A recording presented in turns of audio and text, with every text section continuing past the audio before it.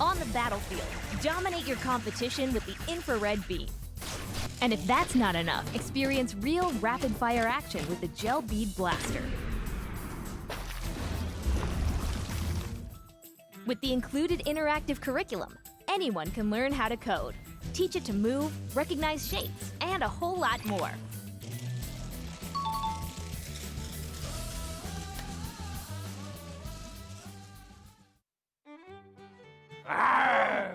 안녕하세요. The Lion, The Tiger 장미철입니다. 크리템입니다.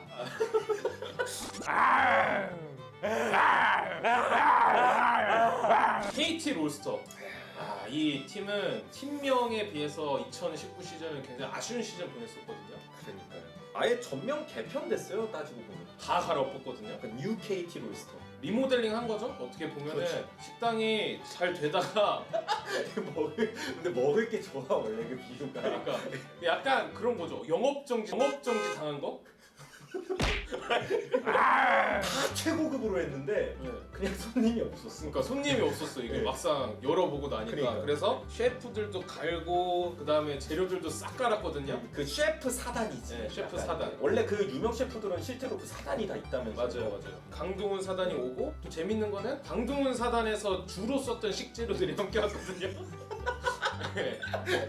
아니 원래 셰프마다 선호하는 그렇죠. 요리들은 있을 네. 테니까 스타일이나. 재료들이 이제 쿠로, 네. 투신 식재료가 선수가 이제 함께 오면서 얼마나 그 실력을 다시 한번 만개할 것인가가 굉장히 중요하다고 생각이 들어요. 일단 여기 요리 전문가랑 그 동물 전문가에서 하나씩 비교를 해야 돼? 그렇죠. 네. 상처 입은 사람들이 모였다고 생각이 들어가지고 오 네. 그렇네. 어디서든 조금씩 상처를 입고 재기를 누리는 다시 오. 한번 뛰어오르게 그 재규어 그 까만색 재규어 있잖아요. 우리가 진짜 막 보여주겠다. 약간 절치부심한 느낌이기 때문에 저는 블랙 재규어. 블랙 제규. 블랙 재규어. 약간 느낌 있네 확실히. 네. 강해 보이는데? KT 로스터 키플레이어도 알아봐야죠. 프로. 한때는 세체미 대결, 정상 대결을 펼쳤던 선수기도 하고 LPL에서도 실제로 이제 팀 성적이 매우 좋은 편은 아니었지만 되게 그 든든해. 안에서도 프로는 항상 든든했다. 국밥 같은 미드라이너가 맞아요. 네, KT 로스터에서 시원하고. 얼마나 미드를 잘 지켜주면서 이제 상대적으로 좀 약세로 분류될 수 있는 탑 케어 얼마나 해줄 수 있을지, 그리고 신인 정글러라고 봐야 되거든요. 사실 보노랑 말랑도 어느 정도 아직까지는 얼마나 잘 케어를 하면서 움직여줄지가 중요하다는 생각이 들어서 프로 선수로 하겠습니다. 저는 그러면 약간 좀 선수들이 조금 밋밋해 보이는 것도 있거든요. 되게 약간 네. 센데 좀 밋밋하다. 뭔가 엄청난 폭발력이 좀 나올 것 같지 않은 부분을 에이밍 투신 바텀 쪽, 에이밍 쪽에서 채워줬으면 좋겠어요. 에이밍이 지난 시즌도 보면 약간 느낌이 좀 보였거든요. 맞아. 그러니까 막 온몸에 막 펴져오면서 막 그냥 데미지 막 뿜어내는 그런 느낌이었단 말이에요. 리를 데프트 이런 느낌도 있었고. 리를 데프트. 예, 그런 느낌 좀 있었어요. 좀 흡사한 느낌이 있었다. 그러면 리를 데프트면 진짜 데프트라 했던 투신이 또 왔으니까 네. 성향은 비슷한 거 같아요. 그렇죠. 성향도 비슷하고 그러면 되게 화끈하다는 거죠. 괜찮죠. 투신 입장에서도 비슷한 성향의 선수랑 하는 게 편할 테니까. 그럼 에이밍?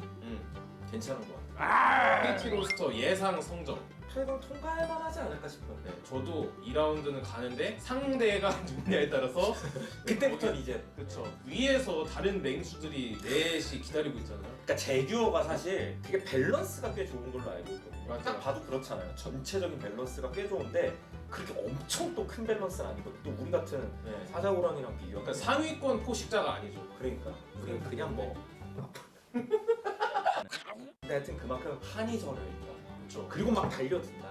빼지 않아. 하나생명 e스포츠거든요. 이 팀은 손대영 감독이 네, 손대영 셰프가 들어오면서 약간 맛집으로 소문 날 수 있는데 사실 셰프가 잘 되지 재료가 중요하죠. 그리고 뭐 서브, 막 보조 막 이런 분들 다 중요하고 원래. 보조 셰프도 원래 다 네. 중요하고 맞아요. 송노철 코치가 들어오면서 이 집이 요리사는 괜찮다 지금. 요리사 쪽으로는 평이 좋은데 재료가 약간 오래된 재료가 아니냐는 이런 이야기들이 있거든요. 조금 맛이 덜 네. 나올 수 있다 지금. 철은 아니다. 그렇죠. 근데 재료들 중에서도 오래 묵히면 묵힐수록 맛있는 재료도 있거든요. 김치처럼. 김치, 발효되는 삭혀 먹는 요구르트. 요구르트라든지. 근데 맞나? 아, 맞죠? 발효시키는 거니까 치즈 뭐 이런 거. 하루랑 템트 라바라는 재료가 과연 얼마만큼 맛을 낼 수 있느냐. 리엔즈라는 재료는 약간 캐비어 같은 느낌이죠. 캐비어만 먹으면은 사실 이게 무슨 맛이야? 이게 왜 비싸지? 이런 느낌을 받을 수 있는 식재료이기 때문에 과연 최상급 식재료인 리엔즈와 함께 큐베, 하루, 템트, 라바라는 재료가 좀 어떻게 잘 어울려질 수 있을지 그게 제일 재밌을 것 같아요. 동물로 쳐도 약간 그런 느낌이. 이게 확실히 장점은 있거든요. 말씀하신 코치진과 그다음에 ENG 완전 뭔가 약간 최상급 느낌. 그래서 동물로 치면은 약간 근데 치타 같은 느낌. 치타. 달리기는 빠르다. 근데 또 빨리 지치잖아요. 그리고 밸런스도 좀 무너져 있고. 우리 같은 이제 또 맹수 만나면 우리랑 뭐 싸움이 되는 건 아니잖아. 그렇죠. 도망가야 되는 그런 상황이. 그러니까 달리기는 빠르다. 근데 달리기만 빠를 수 달리기만 있다. 빠를 수 있고. 네. 그러니까 뭔가 장점은 일단 확실하니까. 이게 빨리 달리지만 빨리 지친다는 얘기는 100m 달리기에서 1등 할 수 있잖아요. 판만 좀 잘 짜이면 괜찮은 팀이 될 수 있다고 생각이 들고, 그러면 키플레이어 한번 또 얘기해볼까요? 하나는요? 뭐 이거는 사실 둘 다 뭐 이견이 없을 것 같은데 리엔즈 캐비어. 네. 아니면은 진짜 이번에 뭐 올해 약간 묵힌 재료 중에 누군지. 그러니까 템트 선수가 네. 아직 제대로 증명했던 적은 없거든요. 근데 맨날 나오는 얘기 있거든요. 라인전 노래. 뭔가 든든하다, 뭔가 묵직하다. 묵직하다. 근데 항상 거기서 못 올라가잖아. 템트 그러면 템트와 리엔즈, 캐비어와 김치의 활약을 저희가 기대를 해보도록 하겠습니다. 맛있을 것 같은데. 맛있을 것 같은데? 같이 싸먹으면? 그래서 순위 한화생명 e스포츠의 전통적인 순위가 있거든요. 그 되게 하나 팬분들 되게 싫어한다고. 되게 싫어요? 네. 어쩌겠어요 사실. 맞아요. 사실 저희 얘기가 지금 전체적으로 좀 불편할 수 있어요. 전체적으로 다 아니, 뭐, 모든 팀들에 대해서. 그러니까. 근데 사실이잖아요. 맞아요. 저희가 최대한 약간 사냥감에 바르고 있잖아요. 맞아요. 여 팀도 8강. 그러니까 뭔가 하나생명이 항상 벽에 못 넘잖아. 그런 느낌. 네. 팍 어떤 그 선에 넘어야 되는데. 근데 이번에는 그래도 레스토랑인데 셰프도 새로 영입했고 식재료도 막 사왔어요. 그러니까 게시잖아 어떻게 보면 캐스파컵이 레스토랑 게시인데 개라고 하는. 근데 과연 오픈바이. 오픈바를 얼마나 잘 받을 수 있을지 그거를 좀 기대를 해봐야 될 것 같습니다. 근데 저도 현실적으로 8강 막 그 다음에 가는 건 좀 어려울 것 같아요.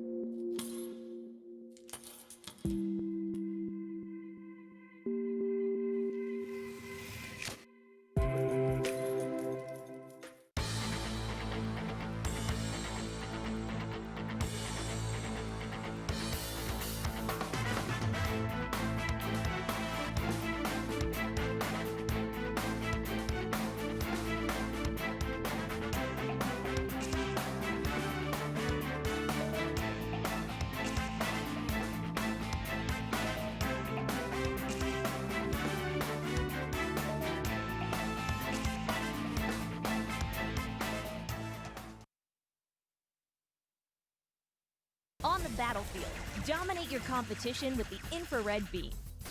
And if that's not enough, experience real rapid-fire action with the Gel Bead Blaster. With the included interactive curriculum, anyone can learn how to code, teach it to move, recognize shapes, and a whole lot more.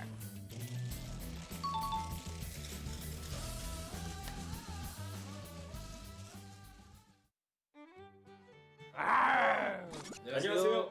The Lion, The Tiger 장미철입니다. 크리템입니다.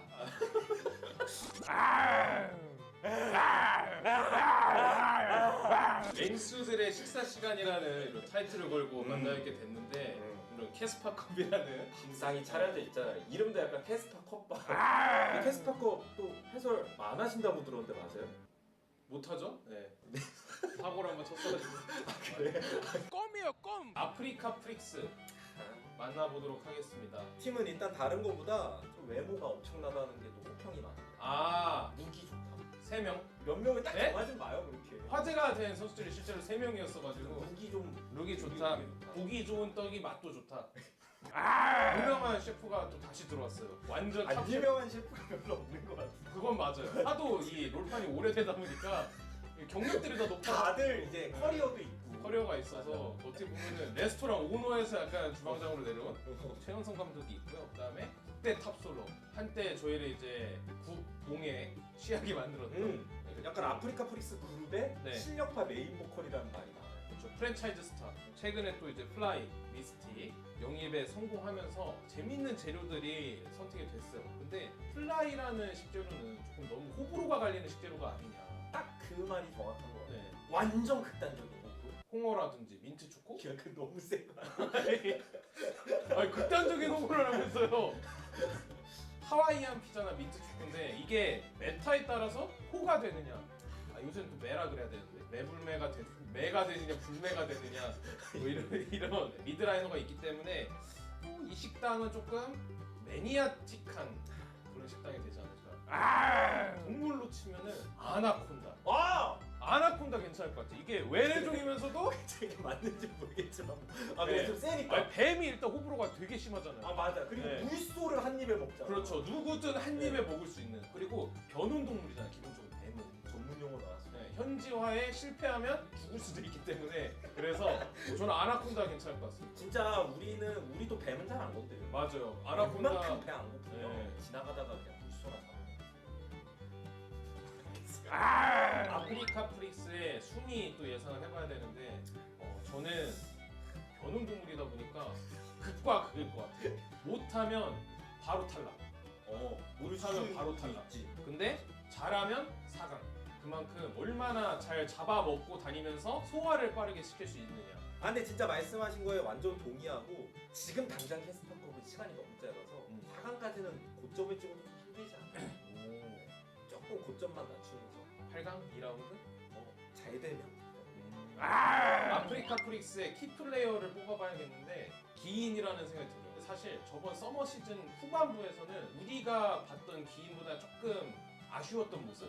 오히려 어찌 보면 기인과 그러니까 아이들인데 기인만 그러니까 뭔가 다 비정상인데 기인만 너무 정상적인 그런 느낌도 있어요.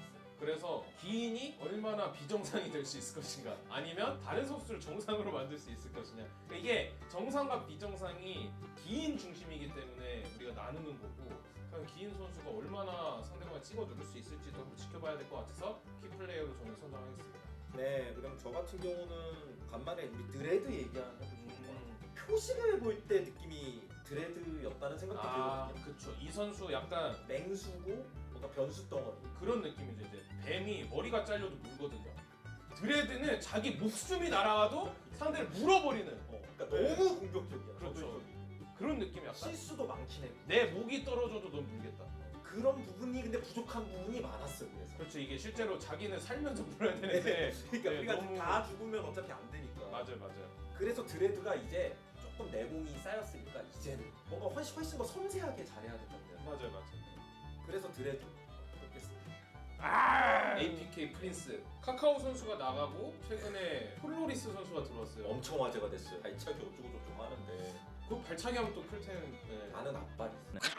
근데 진짜 네. 잘했던 선수잖아. 아니 지금도 충분히 잘해. 맞아요. 네, 카카오가 나가면서 조금 맛이 밋밋해졌는데 플로리스라는 조미료가 딱 들어가면서 이게 팀의 색깔이 좀 한 단계 업그레이드된 그런 색깔이라고 생각이 듭니다. 전 그리고 APK 프린스는 익수를 정말 좋아해. 익수가 좀 맛있어. 이게 약간 구수한 맛이 있죠. 우리 지금 컨셉이잖아, 컨셉. 아, 네, 그러니까. 진짜 뭐 다른 애들가 아니라 익수 선수가 진짜 그 맛이 예측도 안 돼. 먹기 전까지. 예. 여기 전체적으로 다 그래요. 미드 바텀도 그렇고. 네. 그러니까 절대 그냥 사냥당하지 않을 거야. 만약 사냥당했으면 엄청 진짜 창의적이고 무슨 사고 칠지도. 오히려 이런 팀들이 좀 잘하던 팀들 입장에서 까다로운 상대. 그러니까. 고슴도치 같은 느낌이랄까. 어. 그냥 안 당하고 아니면 약간 스컹크? 약간 스컹크? 스컹크? 그 너무 냄새나죠. 아니 닭이 무기가 있다는 거야. 아. 그러니까 보기에 조금 그래. 좀 약해 보일 수 있다.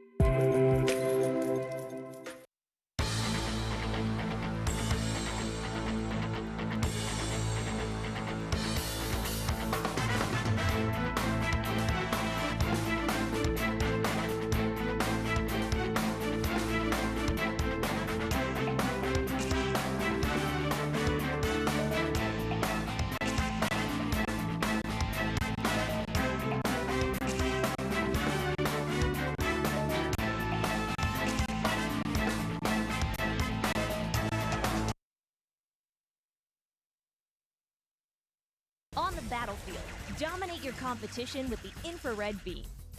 And if that's not enough, experience real rapid-fire action with the Gel Bead Blaster. With the included interactive curriculum, anyone can learn how to code, teach it to move, recognize shapes, and a whole lot more.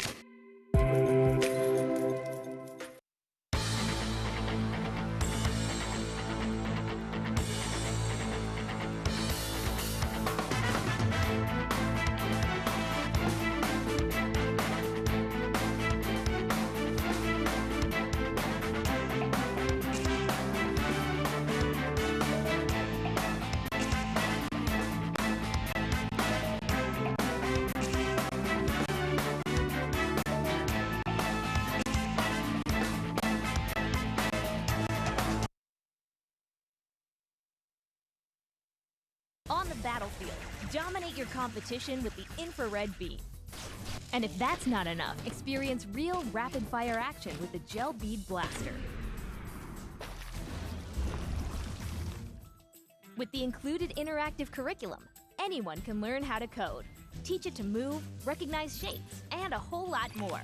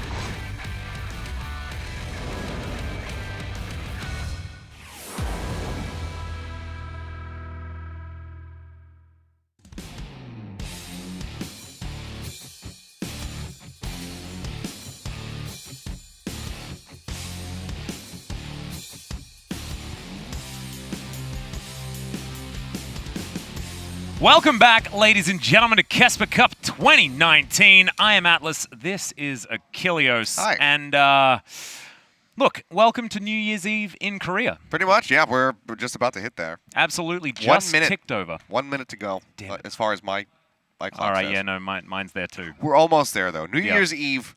We're going past midnight. I have driven across the city to be here to step in. And So, actually, the only reason we're running the games tonight is so that we're not wasting Seth's time.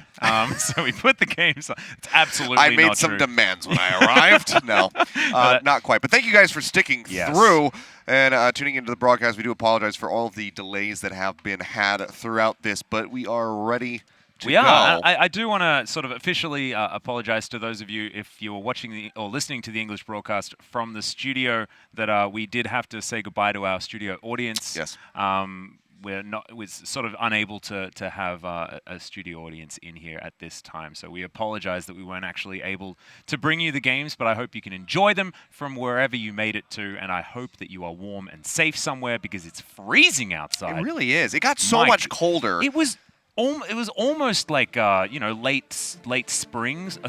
autumn type temperature. Yeah, it was kind of getting to that. And like during the day, and now it's just absolutely frozen. But there are absolutely no shots as far as like introducing the players because we've already done all that. Exactly who we they are are. straight into pick and ban Yep. for Game 1, Afreeca Freecs versus Hanwha Life Esports. I do want to throw out a quick PSA before we get started. My brain is not going to be capable of doing any sort of analytical commentary, and therefore Achilleos is going to be your color caster with all of his experience coming not from any League of Legends. It's going to be apart incredible. from 3 days of KeSPA Cup. 3 days of KeSPA Cup. Everything that came between, I don't know, the start of League of Legends up until Season 8. There we go. I mean, that's still And 8 years. There's a decent gap, though. There's that 1 year gap. Yeah. Of, Let's just hope, Kaiser isn't picked and It's no okay. one uses teleport. I Please don't read use- the Oh, wait, no, preseason you learned that versions. one. You learned that one. I did learn that one. Yeah, teleport's been nailed, so I think we're absolutely fine. So here we go. We've got the Yumi band away from Lehends, an understandable one. I believe you even have some experience with the old Lehends Yumi from our previous broadcast, which was technically 2 days ago, but feels kind of like I should be saying yesterday, but I'm currently very, very confused. Heimerdinger and Cassiope are going to be banned as well, so entirely bottom lane bans. Cassio certainly a favorite of Lava's and did very, very well. Yeah, so a lot of those going to be taken away. The Syndra is available, however, and that's been a very prime pick, so we'll be locked in for Fly, who is very well versed on that champion. Of course, now over to the side of Hanwha Life with the Misfortune and the Zygon. Wouldn't be surprised to see the Varus. There we go. Oh, I couldn't finish my sentence, because otherwise I would have looked really smart. Now it looks like I'm just going along with it, but I was going to say the Varus has been either the pick against the Misfortune or the prime pick if she is off the board, unless you want to go for that mage bottom that you're talking about. Rise will also be locked up here by Hanwha Life to accompany the Varus, and we'll have to see where they want that to go. Whether it's going to be for Tempt in the mid lane or CuVee up top, but Rise is pretty flexible, and he's also pretty good in most matchups. So. Yeah. I like the flexibility here, certainly good in the first round. Spirit hovering the Kiana, a pick that he's been playing quite a lot in solo queue recently, so definitely a flex between himself and Fly. Of course, Fly likely to be piloting the Syndra Mystic, more notably a primary marksman player. However, will have been doing some time on the mages on the bottom side of the map as well. So definitely technically... Oh, wow. Oh my goodness, what the heck? Our first Lucian!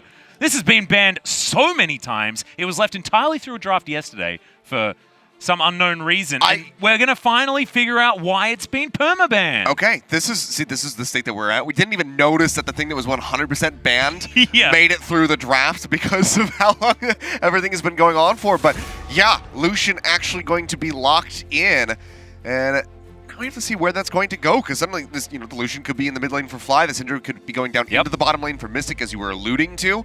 We have the Nautilus coming through, so either support or mid perhaps to have something a little bit beefier in the mid lane to go up against that Lucian. We get the crap poked out of you, however you would expect.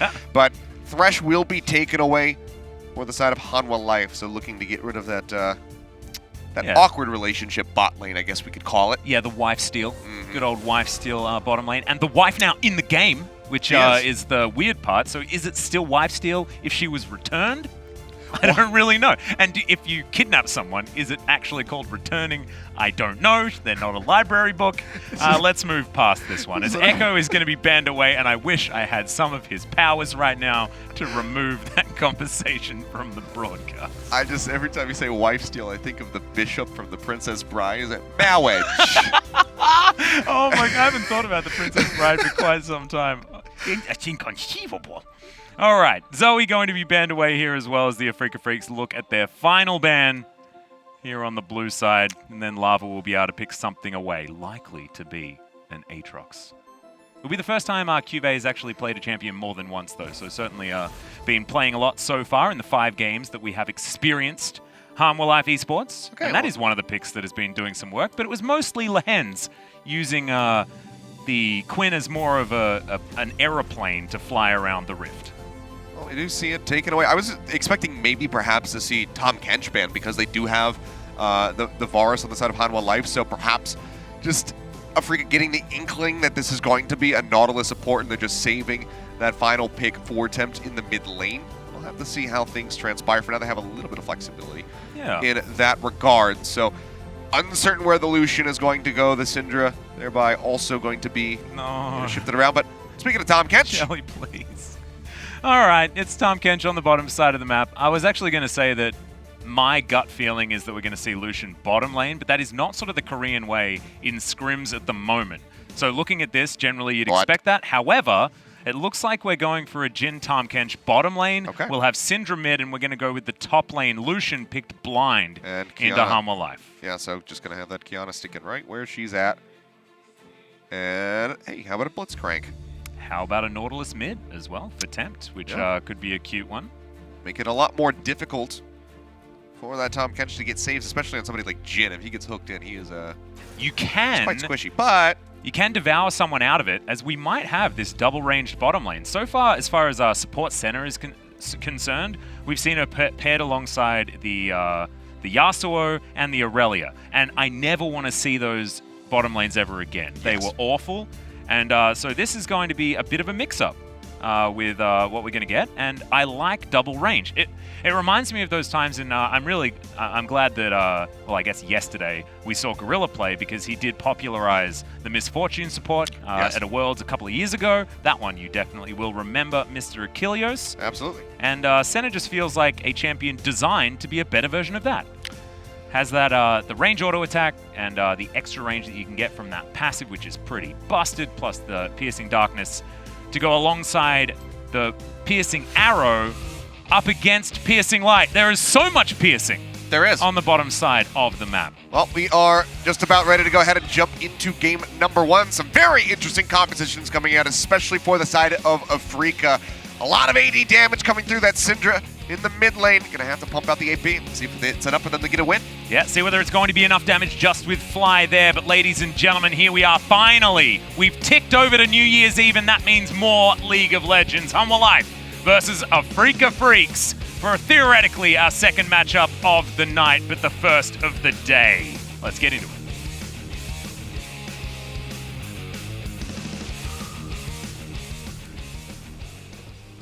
Well, obviously there's no one to do the fan cheese here. So. Afreeca, 하나, 둘, 셋. Afreeca fighting! I was waiting for the transition screen to go. Okay, sorry. Hanwha Life, 하나, 둘, 셋. Hanwha Life fighting! Damn, Hanwha fans are super keen today. Yeah. My goodness. All right, well. They have those deep voices, too. I know. I believe no, it's the KeSPA staff. Never mind. I thought it was the Hanwha staff looking at it. Sometimes as the day goes on, your voice tends to get deeper. I think that's what happens. And so therefore, they've been here for a while, and therefore things have deepened just a little bit. Let's go ahead and take a look at the Rift right now. Mm-hmm. Dead even 2.5 thousand gold per year. Thanks for giving us the gold update at 1 minute into the game. Absolutely fantastic. That being said, that's the peak analysis you're going to get. Yeah, when it comes to getting ahead of yourself, I think that it's already been done at this point in time. You're allowed to do whatever the heck you want. But seeing Jim for the first time here in the KeSPA Cup, Mystic going to be piloting that one. Does like his skill shot champions there on the bottom side, so certainly a comfort pick for him. And Fly back on the Syndra, despite us thinking that that was going to be a flexible choice, and Tempt is hiding. Oh, there he is. No, he comes back out again. I like the skill shot champions. Point and click. It's just too boring. Yeah, well, that's why we reworked Rise. Just didn't want that to happen anymore. As we call it. Unfortunately, no Annies to be seen. To use some terminology that we use in the Overwatch League, it's a it's a dishonest hero. Okay, not honest to the amount of skill you have, that sort of thing. Yeah, pretty much. All right, Mystic getting some orders off a It's gonna be lot of taking damage. a ton of damage to exhaust. Yeah, flash away. As chose a little bit. My apologies. No, that's all right. Honestly, like let's just see how the chips lie. Whoever's the loudest at the time, they can yell about it. I don't think there's any issues here. As the dancing grenade not exactly going to salsa its way over to the enemies at this stage. And Mystic with a big shot still in the chamber. Not going to be able to land it on any champions just yet. There's Lava. Bit of damage to answer back, and I like this. We're seeing Lava on his second marksman out of 5 games. And speaking of keeping honest, sometimes, you know, when oh god, oh no, oh dear. Are you ready? I am, well, look, to be honest, I'm pretty used to it at this stage of the night. It's going to be confusing having you here to help me out. Well, I originally got the phone call, and he said, would you be able to come down to the studio and help out? And after having watched what you were going through and having been through it myself numerous times, as everybody remembers the old pause with me and Monty back in the day. Good old pause of doom. I couldn't let you go through this solo as much to my ability. Obviously, we're already going through it solo, but once the opportunity I mean, if had I was arisen to, that I could help you out, I had to leap at the opportunity. If it was this moment and I was by myself, I don't know what would happen if that sepia screen popped up with me by myself. That's your mental would break. Yeah, I think that might have been the breaking point. There's that, I forget, I don't even know what episode it was from because there's so many, but there's that one episode, I believe, of SpongeBob where his brain breaks and it literally shows it in his skull and it just snaps. Yeah. That's basically what happens when it comes down to those types of situations. So it's okay. I'm here. I'll keep you. I'm your constant. For those who have watched Lost, I'll make sure that you don't lose your mind. So the descent into madness will be either both of us and not just one of us, which is certainly the way that we want to do it. Yep. Do you know what I think is really cool about this particular moment? We can actually play that game of I Spy. Oh, can we? No, we can't. Dang it! All right. Well, if another pause comes, you got the I Spy to look forward to. I Spy is some League of Legends. All right. That was a slight mic sound issue, I think. Yep. But we have resolved it, and everything is... Oh, sorry, lighting system. There we go. Either way, taken care of now, so we can carry on. Carry on dancing, to quote one of my favorite bands from the 90s, Savage Garden. I haven't listened to them in quite some time. I know, it's been a while, right? All right. We were listening to some old stuff Not last night as Tempt, down to about 100 health, as those caster creeps were enough. Spirit didn't even need to land that last. That's a bit of a late flash. Slightly delayed. From good old Tempt there, but either way, we'll get taken down. So first blood.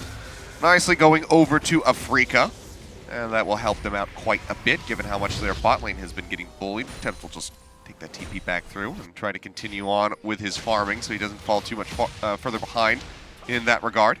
Yep, Kiin, he's going to spot Haru here, taking the Rift Scuttler. Not going to try and do battle with him. Little did he know, Haru didn't actually have his smite available, so he might have been able to actually work on stealing some things away. I do want to go up towards the top side and actually look at what Kiin's able to get done with this solution, having it be permabanned apart from one game and having this be the only one that we've actually seen it picked up. Do want to see what all the fuss is about. But I'm glad that we see it in a solo lane because that is the reason why a lot of these Korean teams are respecting this solution so much is its ability to flex between mid and top rather than be utilized in the bottom lane. Yeah, I know that our, I was going to say our resident sick boy, I know that LS, who's unfortunately ill, I should say, is very confused about it.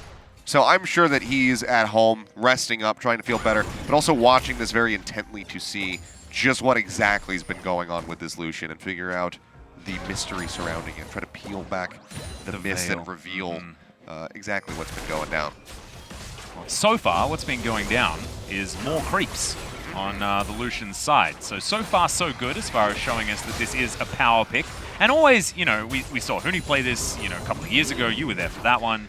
We don't mention the Huni Lucian. Yeah, the Huni Lucian was one that I think he was allowed to play in certain games and not others. But also Kuzan was a very notable mid-Lucian player who would get mid-Lucian bans even when it was more of an 80 carry pickup. As Control Ward goes down, spots that there is a ward that sees the Kiana. And that is going to be Tempt and Haru taking a moment to move towards topside, but Kiin, very heads up, is going to move himself out of there. Yeah, got the call early. So we'll just be a takeaway on the Gromp here for Haru, and we'll be in a position, if CuVee can keep pushing that minion wave up underneath the tower, they might be able to try to go for something onto Kiin, but obviously going to be very elusive as he does have that E-dash, go ahead and take himself away from things like the Sonic Wave, so Haru might not be able to find any type of engage. We'll be recalling just in case they can get the wave in position for him to try the dive, so he's going to be inching back forward towards that brush, as there's just a little bit of skirmishing there into the bottom lane, the overload not connecting. Yeah, still going for it. Cullen comes out. CuVee going to tank out some turret shots, and there was no way that dive was working. I actually really liked that Kiin moved back underneath the turret because he saw the Nautilus head back to the mid lane and knew that 2 versus 1 wasn't going to be good enough underneath that turret. And not only that, but if it is that much of a heads-up play here for Kiin, which given who it is, given Kiin's repertoire, it very well could be. It opens up immensely here for Spirit to come down into the bottom lane where he's struggling against the Dragon, but of course has the Smite heal, so we'll be okay in the end. So they get that first Drake kill confirmed, no interruption whatsoever from the jungler of Hanwha Life, so very nice start for Afreeca.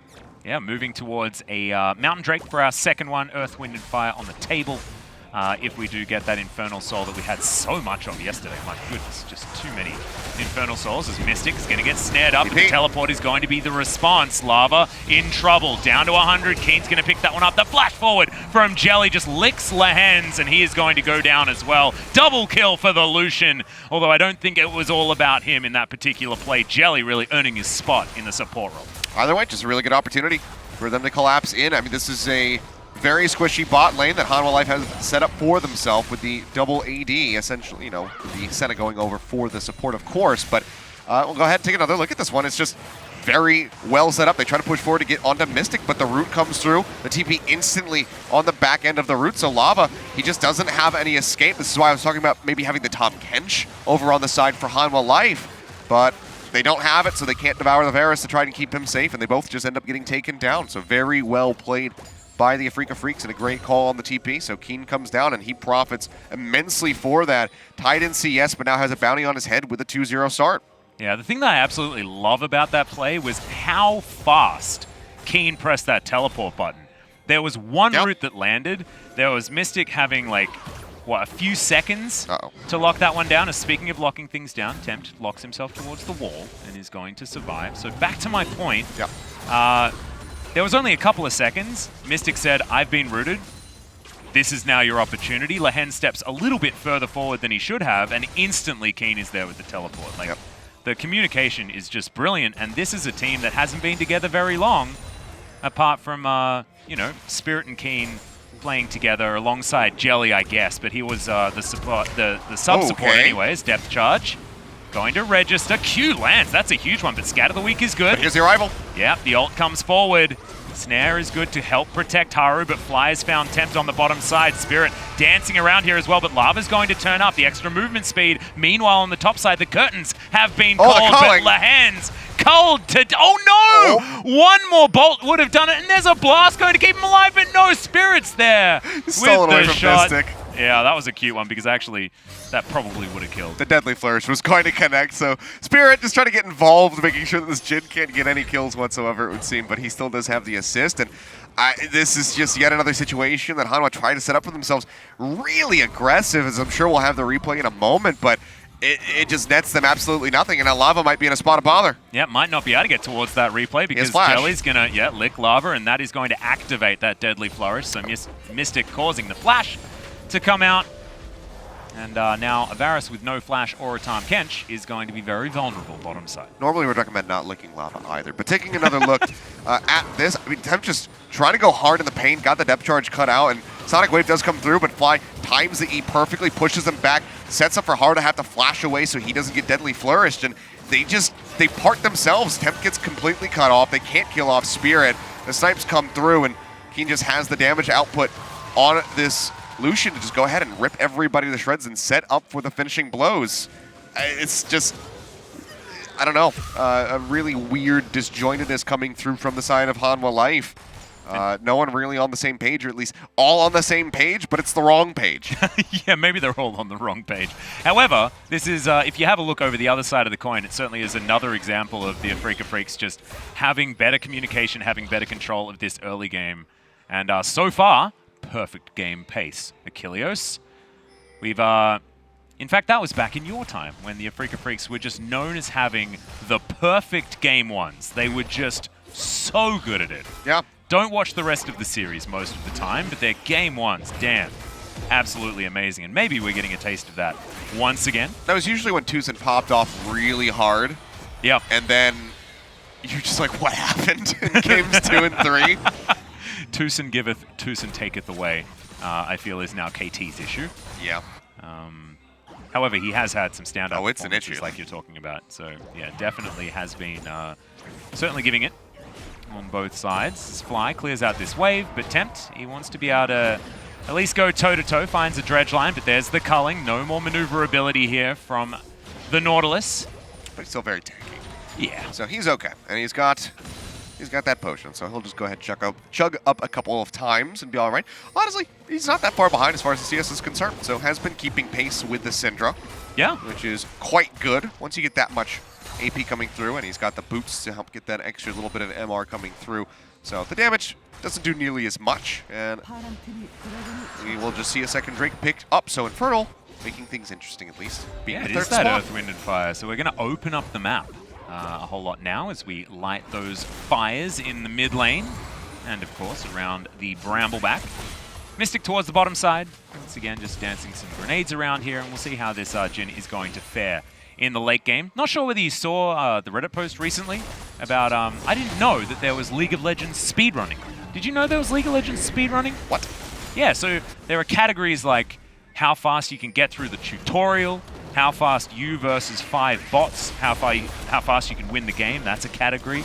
And also, it's how fast you can kill Baron.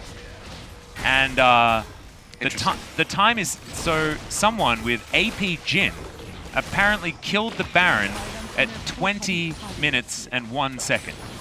Solo. Yeah, so they solo killed the Baron in 1 second. I didn't watch the video, which is unfortunate because it was sort of between games and I was just checking Reddit and then I saw it and I was like, that's curious. I want to come back and watch that. Didn't, but kind of wish I did based on what I'm talking about here. But yeah, it was Jhin that did it, and I was playing the AP Jhin, so we're not going to see Mystic do exactly what he did, but I don't know how that even happened. Yeah, I have no idea. I actually did something similar years ago before I was even in commentary at like a LAN party with a bunch of friends, and we decided to throw on, we had like a, I don't know, $20 gift card or something on the line. Yeah. That we put up, and it was just whoever could kill all of the towers the fastest. You had to clear every single turret on the map. Maybe that's a category. Maybe I just didn't read down far If it's enough. not, That then it should sounds be. like Congratulations. There you go, speedrunners. Oh, beautiful. Look at us giving the real information, right? This is back in the day, but I attempted it with Twisted Fate because I figured, being able to jump around the map, having the ultimate would be pretty nice. But it was Heimerdinger, OG Heimerdinger, that was able to take it. I guess that would make sense. Yeah. I mean, OG Heimerdinger could actually repair turrets as well, so you keep yours alive at the same time as Haru. Very nice, Smites away his own blue buff. Sparing some blushes. Unfortunately, that doesn't take them out of perfect game territory, but actually the tower that they killed does, so never mind. My bad. So yeah, one Missed out on turret that away one. from a perfect game, so still, it's pretty close. I was too busy talking about killing all of the towers on the map to notice that the other tower had gone down in the actual game. A little bit ironic that the conversation was about dead towers while the tower was falling. Definitely more ironic than everything in the song ironic. Which song ironic? That one that says, like, isn't it ironic, don't you think? Oh, God, yeah. Where nothing is actually irony. Sort of like that song, like, Don't You Think It's About You? Yeah. Which, and, like, obviously it is. I don't remember who sings that song. Dang, what's wrong with me? You're so vain. Yeah, that's the one. But yeah, like, I mean, it kind of is. I don't remember who sings it. It depends who the you is, I guess. Like, maybe it's a different you. But maybe it's about someone. It's got to be true in some way for someone. Maybe it means you spelled like Y-E-W. Ah, but then it's about them. Like, regardless of whether they're a female goat or not, Sure. it's still about them. There Or maybe there's no specificity on the exact female goat that it is about. And that's the issue. I feel like this conversation got derailed very quickly. Well, it hasn't been much else going on. And it's still just going to be 5-0 at the moment here. You're going to reference me at some point in this game, and I'm not going to know whether you're talking about me or a goat. Very confused. See, this is my plan all along. I knew that your mind was in such a fragile state that I could very easily abuse it I'm by... being mentally abused. Please, someone send help. You've already had help sent. I am the It was help. Achilles. No! My final punishment, so beautifully orchestrated. I am the help. I am Pagliacci. Well, speaking of orchestration, let's see whether Mystic can perform on this Jhin. First time we've seen it so far. Yeah. Has been a pick that we've seen floating around as far as solo queue is concerned. There's been a lot of players that have been delving into the Jhin. And that was actually one of those picks that I really wanted to see a little bit more of in Meta's past, because yeah, it's not like he's much different than he used to be. But opting in for more of those consistent damage dealers in the KeSPA and the Xayah in patches past, and now Misfortune certainly being up there. It was looking like there was maybe potential fishing for a fight breaking out in mid, but if you're just playing forward as they get ready for this Infernal to spawn. Yeah, heading towards a Dragon Soul quite quickly on the CuVee side. Yeah, oh dear. Yep, supreme display of talent, relatively unnecessary, but still going to confirm the kill onto CuVee, who continues to have a pretty rough KeSPA Cup thus far. I mean, that's the whole point. It's a display. It's like a display item. It's not for sale. So it doesn't need to be used to actually kill anybody. It's just a show off, like, what can be done. Yeah, like, look at my talent that I just used to gameplay you against the wall. Precisely. And with CuVee gone, that is just going to be Hanwha saying, you know what? Let's not try and go for a dragon. It's only the third. There's one more chance. So they get 5 more minutes before they have to worry about the Infernal Soul coming through for Afreeca. Yep, and in fact, these grenades are starting to do a fair bit of damage as well, as this crit is starting to build up. I don't want to have a conversation about how to calculate Jin's damage because I'm just not quite there yet, and there is a fight breaking out like you're talking about. Depth charge going to be utilized onto Fly, who gets devoured. Jelly just being thrown around like a beach ball. Both of them go golden at the same time at the teleport. He's going to be here. Double flashes fly in from the side. Is now Haru down to half health, but Tempt is flashing on forward. It's Haru's time to use his timepiece as the culling does come down, but isn't able to get enough. Kiin still flashing on into 3 people. Is now Mystic's like, I don't know about this one, my dude, but they're still alive. Double kill comes in, and they both get out. All right, we're going to see a replay. Should have banned that Lucian. That's what I'm talking about. Yeah. Wow, I thought he was definitely dead. Incredible boundaries set there by Kiin. I thought for sure that that was just going to be the end of it. The ace coming through onto Afreeca Freecs. The fight starts off so well for Hanwha Life, but I mean, Kiin puts up a Chovy-esque performance, I guess we can say, after what happened 2 days ago. With his Ornn, that they were able to turn this one around. I mean, the TP straight in, Jelly and Fly just looking like they were going to be dead to flash chase over the wall to go ahead and finish off the Tom Kench to make sure there weren't going to be any further Devourers in. Kiin blows the culling, doesn't get that much damage done, so you think that's going to be over with, but goes over the wall, just showing off, dashing back, and the crit damage is coming through, ripping them to shreds, gets rid of Haru in the front line, and he and Mystic able to set up that final kill then onto Tempt and escape with their lives intact. So they maintain a gold lead. They do give over 3 kills, but still ahead, and now it's a 5-0-2 Lucian, stretching the bounty gold here. The 550, Black Cleaver completed, 2 longswords in the inventory as well. I mean, Kiin, he is a force to be reckoned with, speaking of which, so looking for the root, but it doesn't matter. The culling will just burn him down. The effective solo kill. The rest of the shots coming through from his teammates from Mystic, they don't connect, but they zone him back to keep him in the ultimate. That was the first zoning Deadly Flourish that I've seen, I think.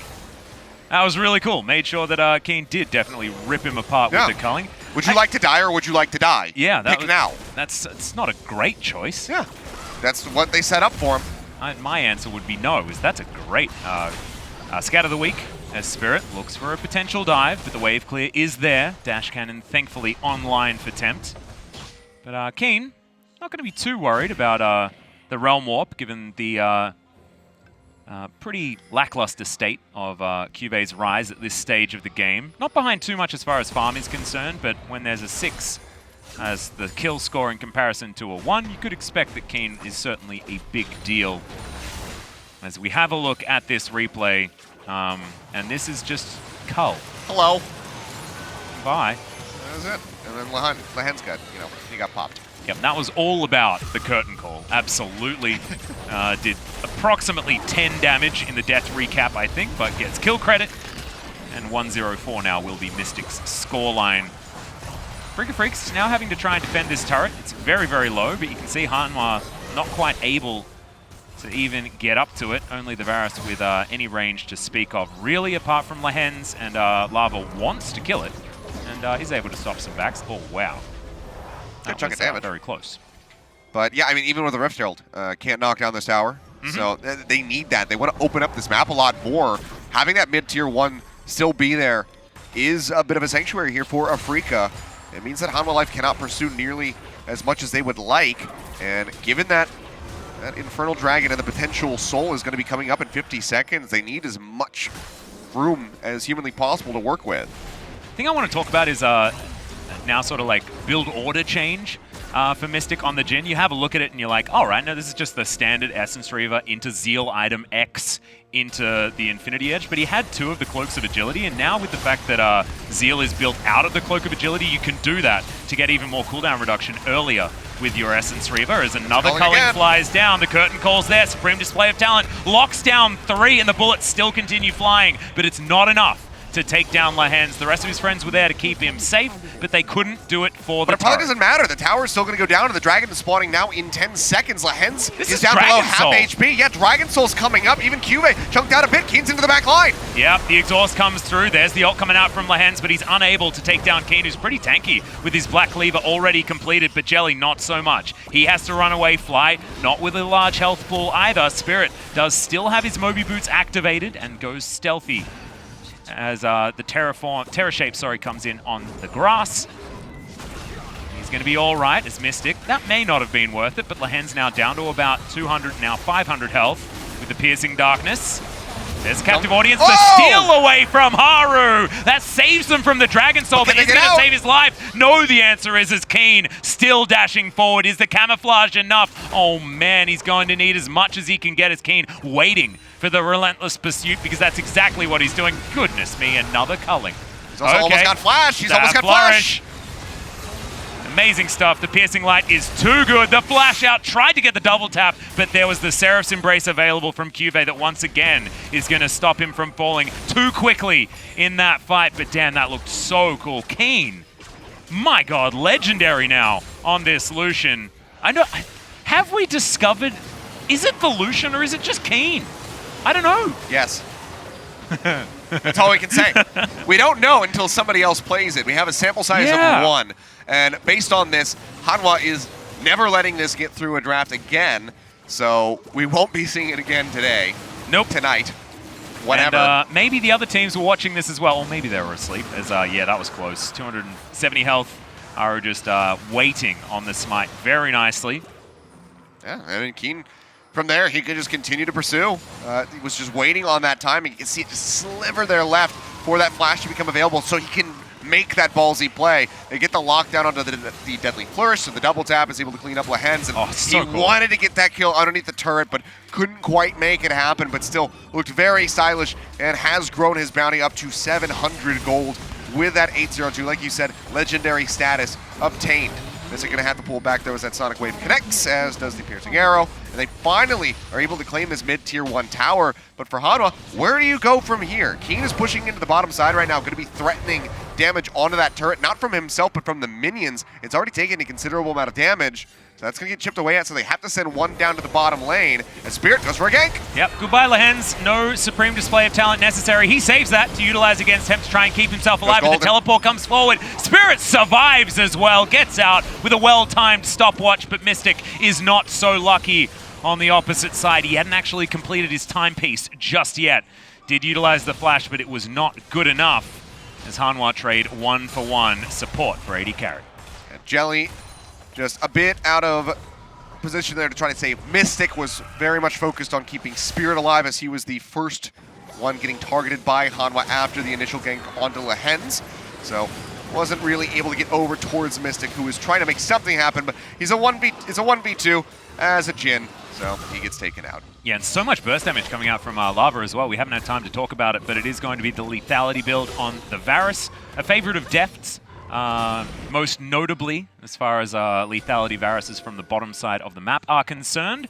But it is going to mean that this Hanwha Life squad, theoretically, like, spikes more in the mid-game rather than the late game. That more DPS-focused, consistent damage Varus certainly does rip through teams when it builds up all of that crit and the rage and the rage blade stacks and all that sort of good stuff.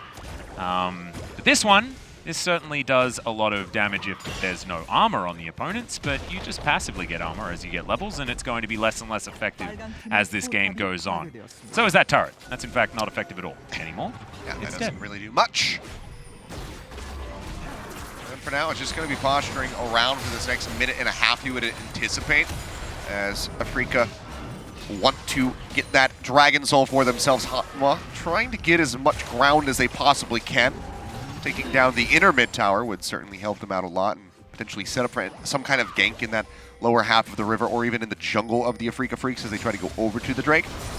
Won't be able to find it though. Tempt going to be jumping forward trying to find Spirit, but he's out of there. Yep, the Umbral Glaive spots the ward.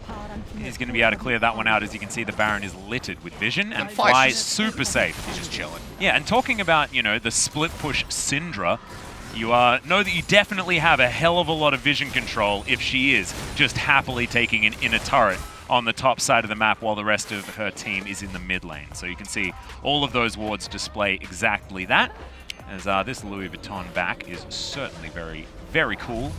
Yep. From Spirit. He's got a good amount of gold, so we'll just go ahead and pick up that Warhammer. Yep, Corefield's Warhammer alongside his Serrated Dirk. That is going to be his second Serrated Dirk worth of lethality. Alongside his Umbral Glaive. I just like the name of that item. We've noticed. Yeah, I think so. I think everyone has.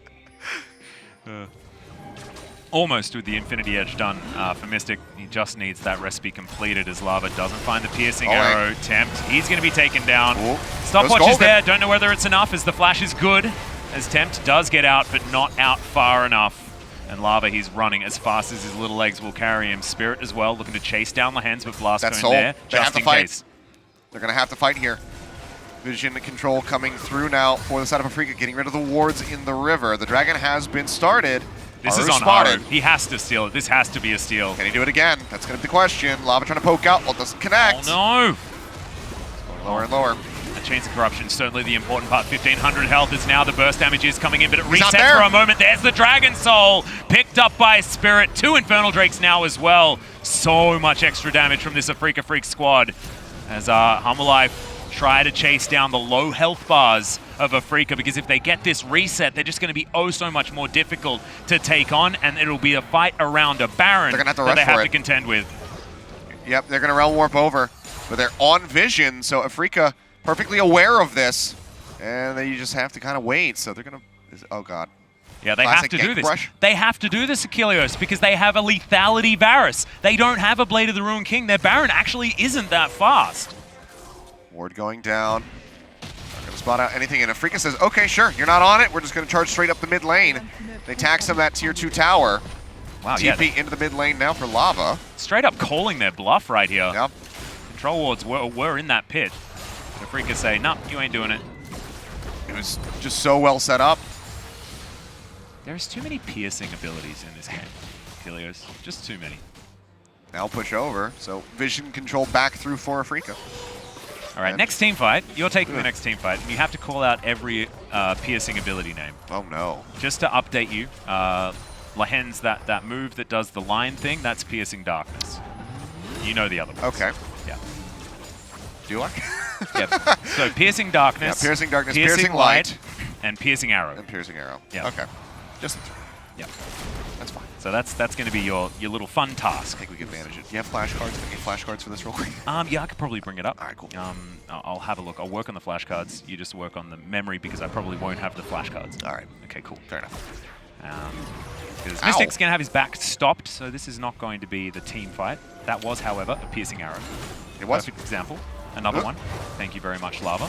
Nearly got picked by that one. Spirit going to be moving forward. Ult not really going to clip anybody. Kiin now coming in from the backside. Dashes forward, instantly has to go golden as the depth charge does come through. French line in, finds the Tom Kench. Lehends getting blown up. Pops his own just to try to stay alive as the Devourer comes in onto Kiin. Trying to keep himself alive. A sliver of HP. He still has not gone down. This man will not die. And the rest of Afreeca are able to pick up the kills here in the fight. Jump over the wall from Haru. With that resonating strike will take him out to safety as Spirit continues to chase forward. Plenty of damage output coming through from Hanwha, but they just can't get the kills. Oh my goodness, Spirit was and I didn't so call close. any of the piercing stuff, so I know. I counted a few of them, but it's much easier when I don't actually have to talk at the same time as play-by-playing, so I'm just not even going to critique it. This is going to be the Afreeca Freecs taking a Baron down very comfortably. You saw just how powerful that Dragon Soul was able to be in the hands of the Afreeca Freecs, but now Haru, can he do it again? The thief himself. They wait out for the Sonic Wave. Now the cooldown is Kiin's there. back, guys. And yeah, that's a very cold Nautilus. That's a very cold everybody. Very dead Baron as well. Ooh, Haru, does he do it? Is he feeling it? No. Heck no. No chance. Oh man. That's called not having much faith in your ability to win the game if you make that particular move. Kiin is so scary. Yes. Yes, he is. It's 18-4 with just about a 10,000 gold lead. We're 100 or so shy of that mark, but Baron and Infernal Soul in the hands of Afreeca. So we could probably fork in this one. Yeah, I reckon. 10-0 and 4 for yeah, Kiin. Mr. Analyst, would you say, because you're allowed to do this now, you're allowed to call the games over. Oh. Yeah, that's all like your abilities. If I knew that, I would have said that like 15 minutes ago. Oh man! All right. Well, you know, made up up for some lost time. You know? Yeah, you know it for game 2 or 3. As look, if we want to go the distance, if you're gonna set a record, you may as well set it. Screw it. Right? Why not? It's probably one of the longest KeSPA days ever, right? Fine. There was apparently a longer one 4 years ago, or something like that. I don't quite remember. I probably watched it, but I wasn't here in Korea just yet at that stage. Do they try to set something up here on the Kiin? Don't. It's still... The 2v1's not good enough. No, they can't do it. They can't do it. If they try to do this, Spirit's right there. He's waiting in the jungle. So yeah, they're actually just going to run down to the bottom lane, sit in a brush, and then recall. Yeah. Is what just happened for Haru and CuVee. It's like, you know how like you climb the big cliff, and you're going to jump off into the water, you know? They're like, they got up to the top, and they were like, oh, no, man, this is too scary. I don't want to do it. Get me off this Ferris wheel. Yeah. It's a mistake to get on here. Root coming through. Haru gonna have to jump over to the side. Plenty of damage coming through, and he will be taken down. Curtain call shot. Manages to find the kill. In the meantime, Kiin pushing forward. The calling gonna be coming through. Chunks out CuVee, but doesn't find the kill yet. Depth charge going through, and Kiin will, in fact, be taken down in this game. He's not immortal. The piercing light just wasn't enough to get the kill there onto Tempt, as Lava tries to retreat. Mystic chasing forward, however, should be able to finish him off. But there you go. The near 600 crit does, in fact, come through. And this will be the end of the game as the first Nexus Heart does fall. The Baron Empowered minions still continue to push forward. CuVee doing his damnedest to clear this out, but there's not a whole lot that he can do at this point. Yeah, the glory ain't as righteous as the item would allow you to believe, as Jelly thinking about trying to fight him off before this one comes out, and is able to pick up the kill. In fact, as the Nexus will go down for game 1, Afreeca Freecs dominate Hanwha Life Esports. That they do, a very firm victory. A little slow at the start, you know, we weren't sure exactly what was going to happen with Illusion. We're talking about him. It's like, oh, you know, like he's doing well in the CS department. He's outpacing CuVee. And then he TP'd bot, and then the game kind of ended from there. It did. I feel like I blacked out for about 20 minutes because I saw Kiin win the game in bot lane, and then 20 minutes later, I woke up again, and the Nexus finally exploded. So. Well, just to fill you in on what happened, Afreeca continued to win, and then the game was over. Gotcha. So you didn't miss out on anything too much apart from some flashy plays, especially with that Devour and then Regurgitate into instant like move, and then unfortunately the Seraph's Embrace Shield was there, but my god, it was still so damn cool. 15 KDA here for your MVP, Lucian. And yeah, now maybe giving us enough reason to understand the permaban status of this particular marksman. I'm still not necessarily sold on it just because this is Kiin. Yeah. Obviously, like, CuVee has been, especially in the past, like a phenomenal top laner, but he just didn't really seem that present here on the rise in this game. But and Kiin in has recent always days been as well, not so. Yeah, Kiin not has so always strong. been phenomenal. So for him to pop off on the Lucian, I would say that's really great. Enjoy that moment, Kiin, because no one is ever going to let you pick that again. Yeah. No team is ever going to let that go through the draft for you. It's certainly started poorly as well, as that gank in the mid lane was a very late flash from Tempt. You can understand it's very late in the evening. Yeah. As this is the point in the game that you were talking about where it feels like the game was just done. That's when it kind of became the most apparent, at least for me, that this Senna bot lane wasn't really going to do much because there's not nearly enough protection for the Varus down there. They started off nicely. They were getting good poke damage in the early laning phase, but then once Kiin arrived, there was nothing to be done about it. Mm-hmm. I do say that for every fight afterwards as well. Yeah. Please apply to everything else. But I do want to talk about just how cool Afreeca looked as far as their coordination was concerned. Man, like, even this, wait for it, you'll see Kiin and Mystic at exactly the same time turn around and shoot Tempt, right there. Gorgeous. It was so cool. As this is Lava just getting culled, the zoning W coming out from the Jin, and then the supreme display of talent and supreme display of doing 1 damage with a curtain call bullet that we get extreme slow-mo for and a cool camera angle. And Spirit is probably upset if he watches the VOD. Lovely. Really good stuff there from Mystic. He got his moment in the spotlight, but everybody did on the side of Afreeca. I mean, Fly having that really nice outplay when Hanwha Life very aggressively tried to jump on top of him, and he had the E to knock away the Lee Sin who was jumping on top of him. So there was just phenomenal moments for literally everybody on the side of the Afreeca Freecs, and very sparing numbers of good moments. As you can see, the interrupt on that, but the Devour. Devoured through the kick, man. Yeah. Oh, so clean. Flash to body It was a good block. attempt. It was a really good attempt from Jelly to block that, and had he pulled it off, would have looked awesome. But even the forethought to go for that play to try to stop the overload is still phenomenal from a support player. That's exactly what you want to see on your team, is that kind of selfless play. And I was excited about the Afreeca Freecs, but I was talking up, waiting for Ben to turn up. Because Ben and Mystic have synergy together already from 2017 WE, and that would have been cool to watch. But now I'm psyched that Mystic, that Jelly's here. Man, look at that. Lucian doing some misfortune damage. Yeah, and the Varus, of course, lethality. Varus damage coming out from Lava, still able to get that done. The piercing arrows were certainly landing, but the piercing light was what shone through here today. Oh man, that's probably one of the best summaries I've ever said for the game. Very eloquently done there, Maximilian. But guys, that is game 1 in the books. We, of course, have at least one more coming up, unless Hanwha Life can extend us to a game 3 series. Fingers We're going to crossed. find out just after this quick break.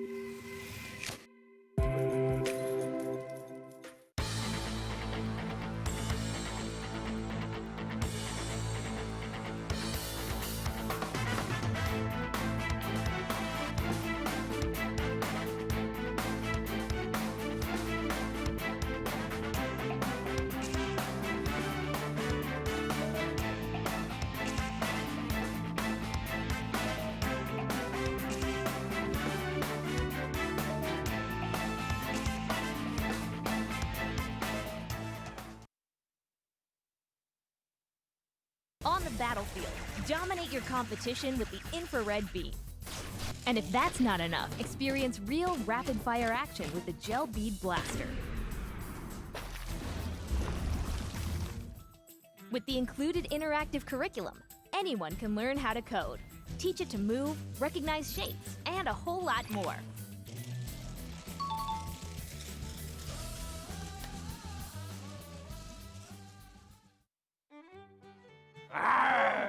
안녕하세요. The Lion, The Tiger 장미철입니다. 크리템입니다.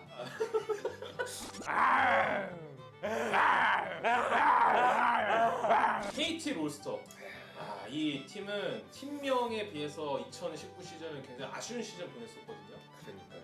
아예 전면 개편됐어요. 따지고 보면. 다 갈아엎었거든요. 약간 뉴 KT 롤스터. 리모델링 한 거죠. 어떻게 보면은 그렇죠. 식당이 잘 되다가 근데 먹을 게 좋아 원래 그 비유가. 그러니까 약간 그런 거죠. 영업정지 당한 거? 다 최고급으로 했는데 네. 그냥 손님이 없었어. 그러니까 손님이 없었어. 이게 네. 막상 열어보고 나니까. 그러니까. 그래서 셰프들도 갈고 그 다음에 재료들도 싹 갈았거든요. 그 셰프 사단이지. 네, 셰프 약간. 사단. 원래 그 유명 셰프들은 실제로 그 사단이 다 있다면서. 맞아요. 강동훈 사단이 오고 또 재밌는 거는 강동훈 사단에서 주로 썼던 식재료들이 함께 왔거든요. 네. 아니 원래 셰프마다 선호하는 그렇죠. 요리들은 있을 네. 테니까 스타일이나. 재료들이 이제 쿠로, 네. 투신 식재료가 선수가 이제 함께 오면서 얼마나 그 실력을 다시 한번 만개할 것인가가 굉장히 중요하다고 생각이 들어요. 일단 여기 요리 전문가랑 그 동물 전문가에서 하나씩 비교를 해야 돼? 그렇죠. 네. 상처 입은 사람들이 모였다고 생각이 들어가지고 오 네. 그렇네. 어디서든 조금씩 상처를 입고 재기를 누리는 오. 다시 한번 뛰어오르게 그런 재규어, 까만색 재규어 있잖아요. 우리가 진짜 막 보여주겠다. 약간 절치부심한 느낌이기 때문에 저는 블랙 재규어. 블랙 제규. 블랙 재규어. 약간 느낌 있네요. 확실히. 네. 강해 보이는데? KT 로스터 키플레이어도 알아봐야죠. 프로. 한때는 세체미 대결, 정상 대결을 펼쳤던 선수기도 하고 LPL에서도 실제로 이제 팀 성적이 매우 좋은 편은 아니었지만 되게 그 든든해. 안에서도 프로는 항상 든든했다. 국밥 같은 미드라이너가 맞아요. 네, KT 로스터에서 얼마나 미드를 잘 지켜주면서 상대적으로 좀 약세로 분류될 수 있는 탑 케어 얼마나 해줄 수 있을지, 그리고 신인 정글러라고 봐야 되거든요. 사실 보노랑 말랑도 어느 정도 아직까지는 얼마나 잘 케어를 하면서 움직여줄지가 중요하다고 생각이 들어서 프로 선수로 하겠습니다. 저는 그러면 약간 좀 선수들이 조금 밋밋해 보이는 것도 있거든요. 되게 작아. 네. 센데 좀 밋밋하다. 뭔가 엄청난 폭발력이 좀 나올 것 같진 않은 부분을 에이밍 투신 바텀 쪽, 에이밍 쪽에서 채워줬으면 좋겠어요. 에이밍이 지난 시즌도 보면 약간 느낌이 좀 보였거든요. 맞아. 그러니까 막 온몸에 막 이렇게 펴져오면서 막 그냥 데미지 막 뿜어내는 그런 느낌이었단 말이에요. 리를 데프트 이런 느낌도 있었고. 리를 데프트. 예, 그런 느낌 좀 있었어요. 좀 흡사한 느낌이 있었다. 그러면 리를 데프트면 진짜 데프트라 했던 충신이 또 왔으니까 네. 성향은 비슷한 거 같아요. 그렇죠. 성향도 비슷하고 그러면 되게 화끈하다는 거죠. 괜찮죠. 투신 입장에서도 비슷한 성향의 선수랑 하는 게 편할 테니까. 그럼 에이밍? 괜찮은 것 같아요. KT 로스터 예상 성적. 최근 통과할 만하지 않을까 싶어요. 네, 저도 2라운드는 가는데 상대가 누구냐에 따라서 그때부터는 이제 그렇죠. 위에서 다른 맹수들이 넷이 기다리고 있잖아요. 그러니까 제규어가 사실 되게 밸런스가 꽤 좋은 걸로 알고 있거든요. 맞아요. 딱 봐도 그렇잖아요. 전체적인 밸런스가 꽤 좋은데 그렇게 엄청 또 큰 밸런스는 아니거든요. 또 우리 같은 네. 사자고랑이랑 비교하면 그러니까 상위권 포식자가 아니죠. 그러니까 우리는 그냥 뭐 근데 하여튼 그만큼 한이 절여있다. 그렇죠. 그리고 막 달려든다 그냥. 빼지 않아. 한화생명 e스포츠거든요. 이 팀은 손대영 감독이 네, 손대영 셰프가 들어오면서 약간 맛집으로 소문 날 수 있는데 사실 셰프가 잘 되지 재료가 중요하잖아요. 그리고 뭐 서브 막 보조 막 이런 분들 다 중요하고 보조 셰프도 원래 다 네. 중요하고 맞아. 송노철 코치가 들어오면서 이 집이 요리사는 괜찮다 지금. 요리사 쪽으로는 평이 좋은데 재료가 약간 오래된 재료가 아니냐는 이런 이야기들이 있거든요. 조금 맛이 덜 네. 나올 수 있다 지금. 철은 아니다. 그렇죠. 근데 재료들 중에서도 오래 묵히면 묵힐수록 맛있는 재료도 있거든요. 김치처럼 김치, 발효되는 삭혀 먹는 요구르트. 요구르트라든지. 몰라. 근데 맞나? 맞죠? 발효시키는 거니까 치즈 뭐 이런 거. 하루랑 템트 라바라는 재료가 과연 얼마만큼 맛을 낼 수 있느냐. 리엔즈라는 재료는 약간 캐비어 같은 느낌이죠. 캐비어만 먹으면은 사실 이게 무슨 맛이야? 이게 왜 비싸지? 이런 느낌을 받을 수 있는 식재료이기 때문에 과연 최상급 식재료인 리엔즈와 함께 큐베, 하루, 템트, 라바라는 재료가 좀 어떻게 잘 어울려질 수 있을지 그게 제일 재밌을 것 같아요. 동물로 쳐도 네. 약간 그런 느낌. 이게 확실히 장점은 있거든요. 말씀하신 코치진과 그다음에 ENG 완전 뭔가 약간 최상급 느낌. 그래서 동물로 치면은 약간 근데 치타 같은 느낌. 치타. 달리기는 빠르다. 근데 빨리 지치잖아요. 그리고 밸런스도 좀 무너져 있고. 우리 같은 이제 또 맹수 만나면 우리랑 뭐 싸움이 되는 건 아니잖아. 그렇죠. 도망가야 되는 그런 상황이. 그러니까 달리기는 빠르다. 근데 달리기만 빠를 수 달리기만 있다. 빠를 수 있고 네. 그러니까 뭔가 장점은 일단 확실하니까. 이게 빨리 달리지만 빨리 지친다는 얘기는 100m 달리기에서 1등 할 수 있잖아요. 판만 좀 잘 짜이면 괜찮은 팀이 될 수 있다고 생각이 들고 그러면 키플레이어 한번 또 얘기해볼까요? 하나 정도? 뭐 이거는 사실 둘 다 뭐 네, 이견이 ENG 없을 것 같은데 리엔즈 캐비어 네. 아니면은 진짜 이번에 뭐 올해 약간 묵힌 재료 중에 누군지 그러니까 템트 선수가 네. 아직 제대로 증명했던 적은 없거든요. 근데 맨날 나오는 얘기 있거든. 라인전 노래 뭔가 든든하다, 뭔가 묵직하다. 묵직하다. 근데 항상 거기서 못 올라가잖아. 템트 그러면 템트와 리엔즈 캐비어와 김치의 활약을 저희가 기대를 해보도록 하겠습니다. 맛있을 것 같은데. 맛있을 것 같은데 같이 싸 먹으면. 그래서 순위 한화생명 e스포츠의 전통적인 순위가 있거든요. 그 되게 하나 팬분들 되게 싫어한다고. 되게 싫어요? 네. 뭐 어쩌겠어요 사실. 맞아. 사실 저희 얘기가 지금 전체적으로 좀 불편할 수 있어요. 전체적으로 다 아니, 뭐, 모든 팀들에 대해서. 그러니까. 근데 사실이잖아요. 맞아요. 저희가 최대한 약간 사냥감에 바르고 있잖아요. 맞아요. 여 팀도 8강. 그러니까 뭔가 하나생명이 항상 벽을 못 넘잖아. 그런 느낌. 네. 팍 어떤 그 선을 넘어야 되는데. 근데 이번에는 그래도 레스토랑인데 셰프도 새로 영입했고 식재료도 막 사왔어요. 그러니까 게시잖아 어떻게 보면 캐스파컵이 레스토랑 게시인데 개라고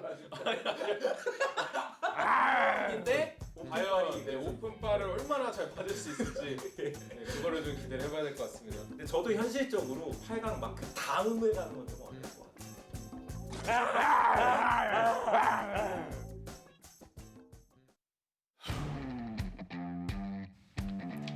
Welcome back, ladies and gentlemen, to KeSPA Cup 2019. This is potentially the final game of the night. We're about to crest the 1 a.m. point. Yeah. Okay.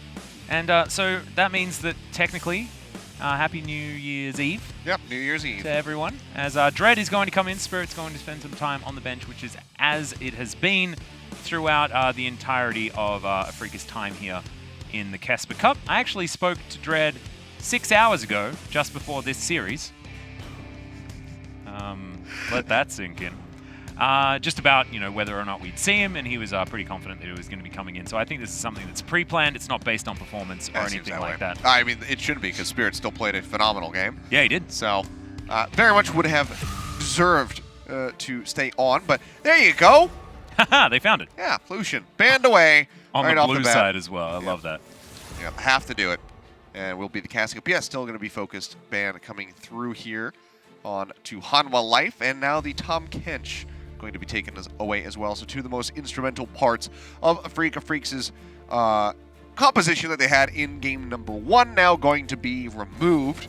I'll have to see how Afreeca is going to respond. The Yuumi going to be banned yet again. And we saw Heimer last time, and I expect that we're probably going to see it again. Yeah, I think Heimer would be a pretty comfortable one here on Afreeca's side, but it will mean that they have to leave Misfortune available. Very true. So we'll see whether Afreeca do value the Heimer in Lava's hands or the Misfortune, which he has had access to, but no, it will be Syndra. They're going to have to trade 1 for 1. Not sure whether Afreeca have Heimer players. I wouldn't put it past Fly to pick that one up, but Spirit's gone, so not going to see any jungle Heimerdinger or anything like that. But this is the understandable first pick here on Hanwha's side in the Misfortune. Immediate Hover of the Varus, certainly a favorite for Mystic, and one that he's played so many times already this tournament. Likely to be locked in, but not going to be paired with Timothy Kenshin's on the bottom side. Oh, okay, never mind. Bit of a late switch up here as Dread goes to his favorite. Okay, so in we'll be the Elise. So something still quite aggressive. We've seen several Elises pop off during this tournament so far. Do they go for the Gragas? Also, I do want to say sorry to all of the goats out there. It's a female sheep, obviously, that's a U. Oh, okay. Spelled E-W-E. U is also a tree. I You're don't know right. whether I specified. I spelled the tree way. You spelled it. I was like, I'm pretty sure I didn't spell it. You know what? It turns out that when you put us together, you get a collective idiot. Yeah, you do. Idiot times idiot is apparently actually more idiot. It's two negatives making. Yeah, it's just like multiplying more of one by one. You still just end up with the same thing. Yeah, You're still just idiots. There's no cross cancellation or anything at like least that. we understand the unit measurement of an idiot is just one. We got that down, Pat. Yeah, but hey, we have the Kiana, as you mentioned, and then the Rumble locked in for Hanwha Life, and Varus will be the final pick for Afreeca in the first half. Yeah, and this will be Jelly's, I believe, 4th Braum game, which is a little bit unfortunate. We've spoken about the lack of skill expression on this champion. There are some players that tend to make it work, and if you play the hyper-aggressive Braum, where you're constantly standing behind your melee minions to try and get in there with the passive proc, things like that, that can be cool, but it is a little bit more limited, less exciting to watch anyway. It's not like there's a pike being locked in or anything like that. But you're saying Braum is a dishonest champion. Yeah, there we go. There you go. I'm learning. We can trade jobs now. Don't you worry.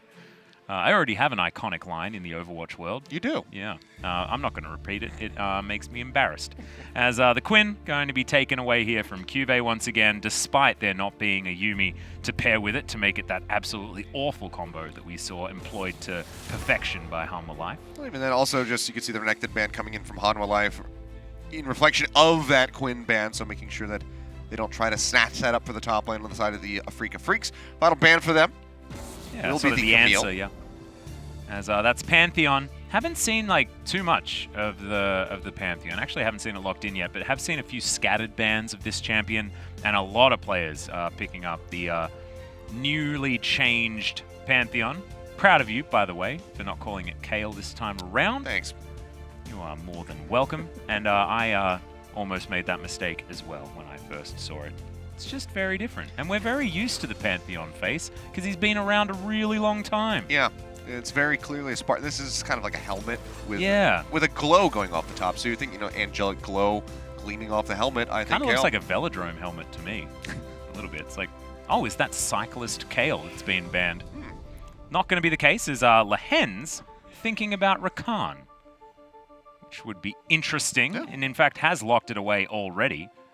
So just going to add to the extra engage available. Certainly a lot of knockups, a lot of control available for Hanwha, but not a lot of range as the Zoe for Fly is locked in. Last time he played this champion, it was an MVP performance, and the horse cantering towards the top lane for Sir Kiin.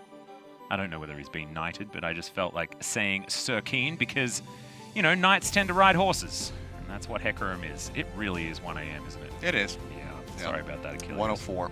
Yeah. In fact, we're less than 24 hours away from having the 2019 KeSPA Cup in 2020. Hey, that's true. Wow. Real close. If we had the same thing happen like tomorrow night that happened tonight, then we could actually just have a New Year's Eve party. A New Year's Day, like welcoming the day sort of party situation. Because, of course, it is already a New Year's Eve party because it's already New Year's Eve. Already New Year's Eve. Wow, I feel like I was doing okay in Game 1, but things have really taken a dive. It's all right. We can always request another coffee here for you, Max. Thank you very much. As we get ready to jump in for game number 2, see if Afreeca will be able to close things out with a 2-0, or if you and I truly are on the night shift. Yeah, the morning shift, one could say. We'll be able to go pick up a Macca's breakfast after this, or something like that, as all of our Australian friends watching at approximately 2 a.m., I believe, their time, will be able to be with us on as CuVee Fly. Let's see how we go as we move into game number 2.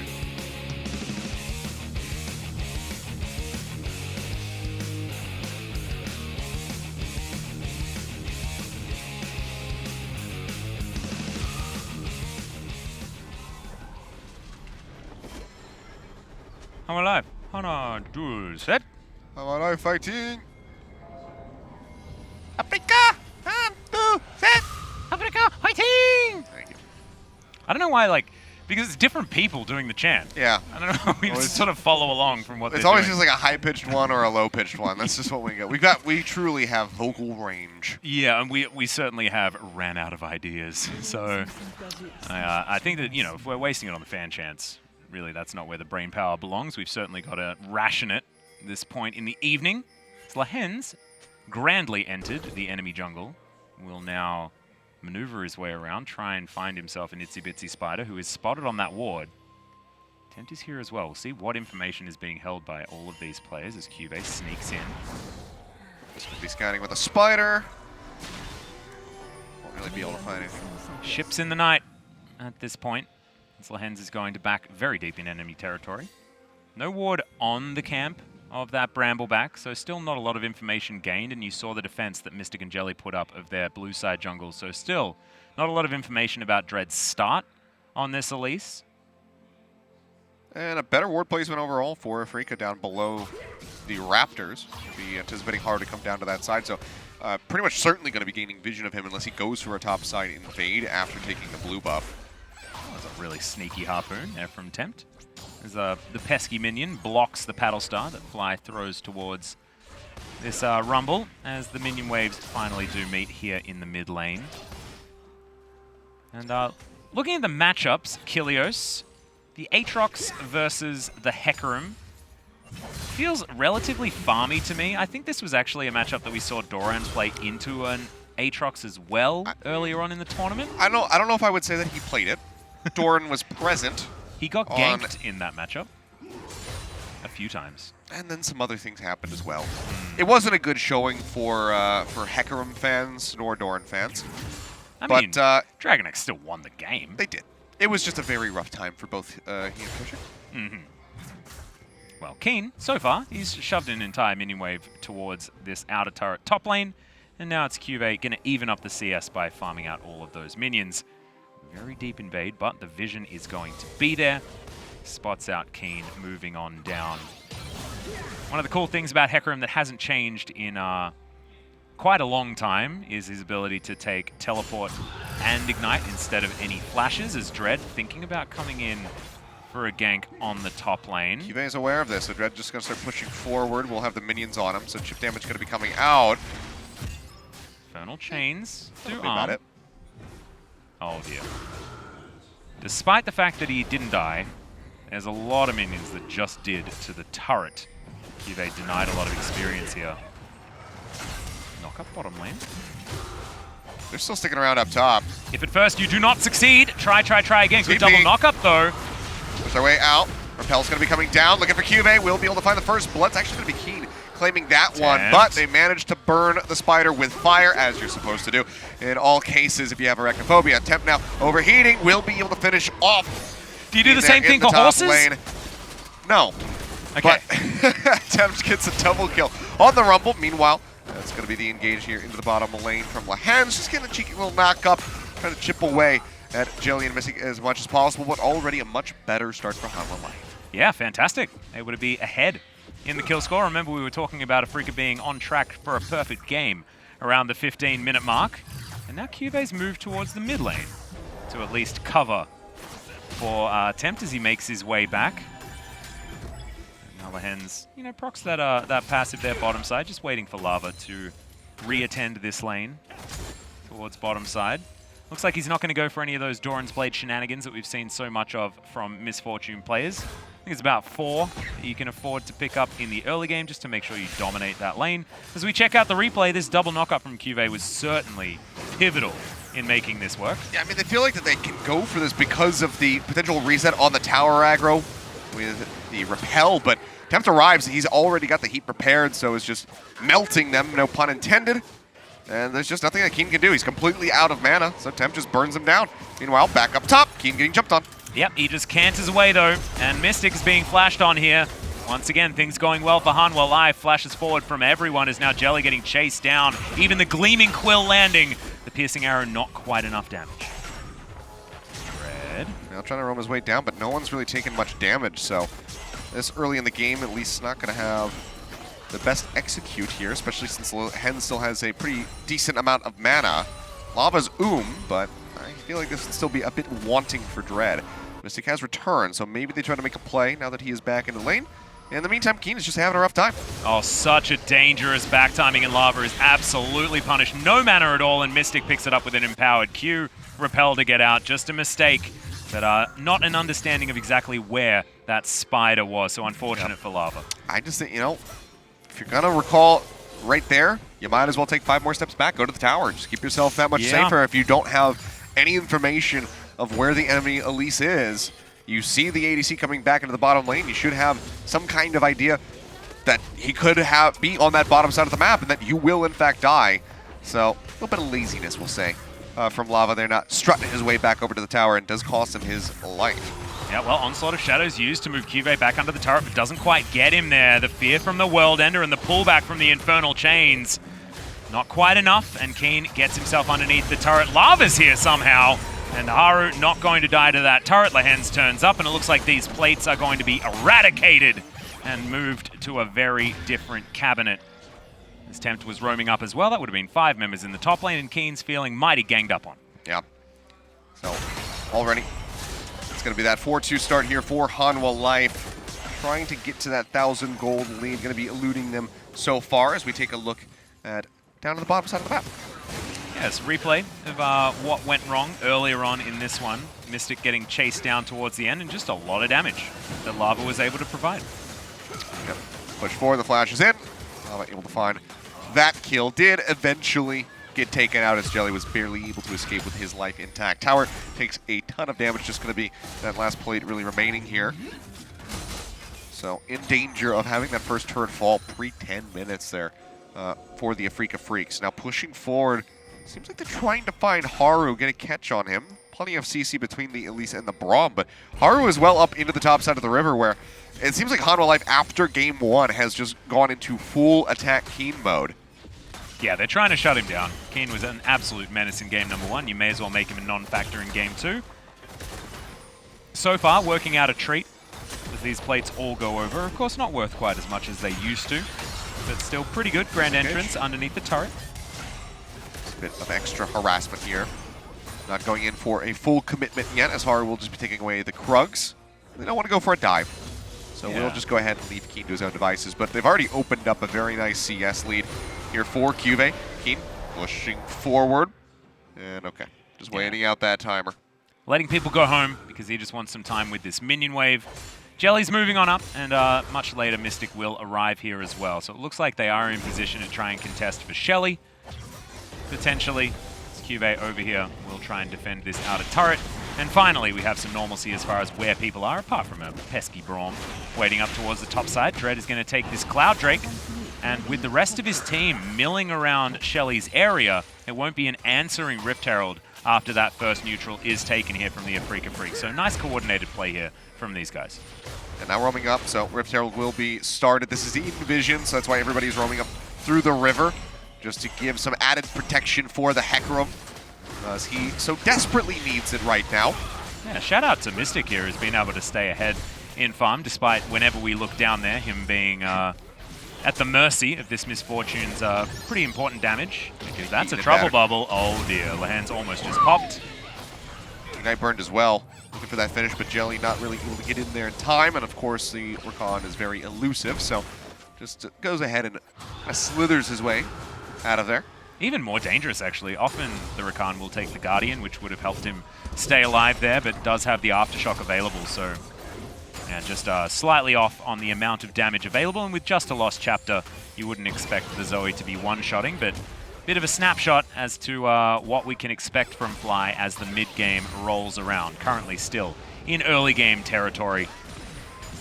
And it's actually really cool. Both of these champions excelling in the mid-game as far as the mid lane is concerned, for different reasons. Tempt's Equalizer is so pivotal in those mid-game fights around objectives, and Fly just so frustrating, controlling areas of vision that Afreeca will have in that mid-game with the Trouble Bubble, which is so pesky.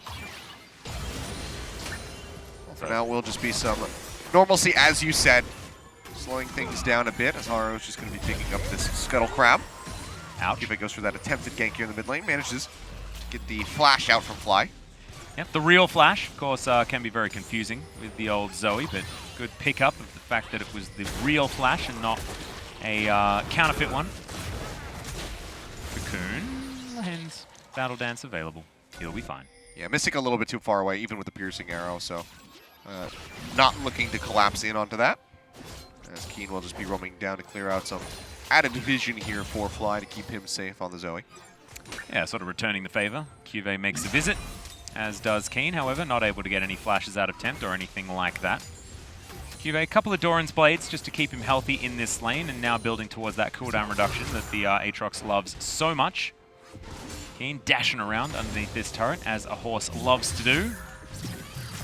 And CuVee just trying to get that harassment in, but it is going to get to a point, especially after that Trinity Force is complete, where this horse can really make some issues happen in these side lanes, especially if you get some solo time with a turret. Being able to proc the Trinity Force on command, no matter what's going on, is certainly going to be a very strong part of this Hecarim's kit, not to mention being able to flank, much like Kiin is very known for, into the backline of a team fight with the onslaught of shadows. Dread here, Shelly in hand. Or in hands. As both of them are glowing. Haru now in position, but it is a 2 versus 3.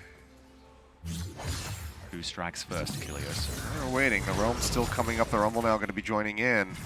So this is going to be all 5 going through as the Infernal Chains do come down. Haru showing himself.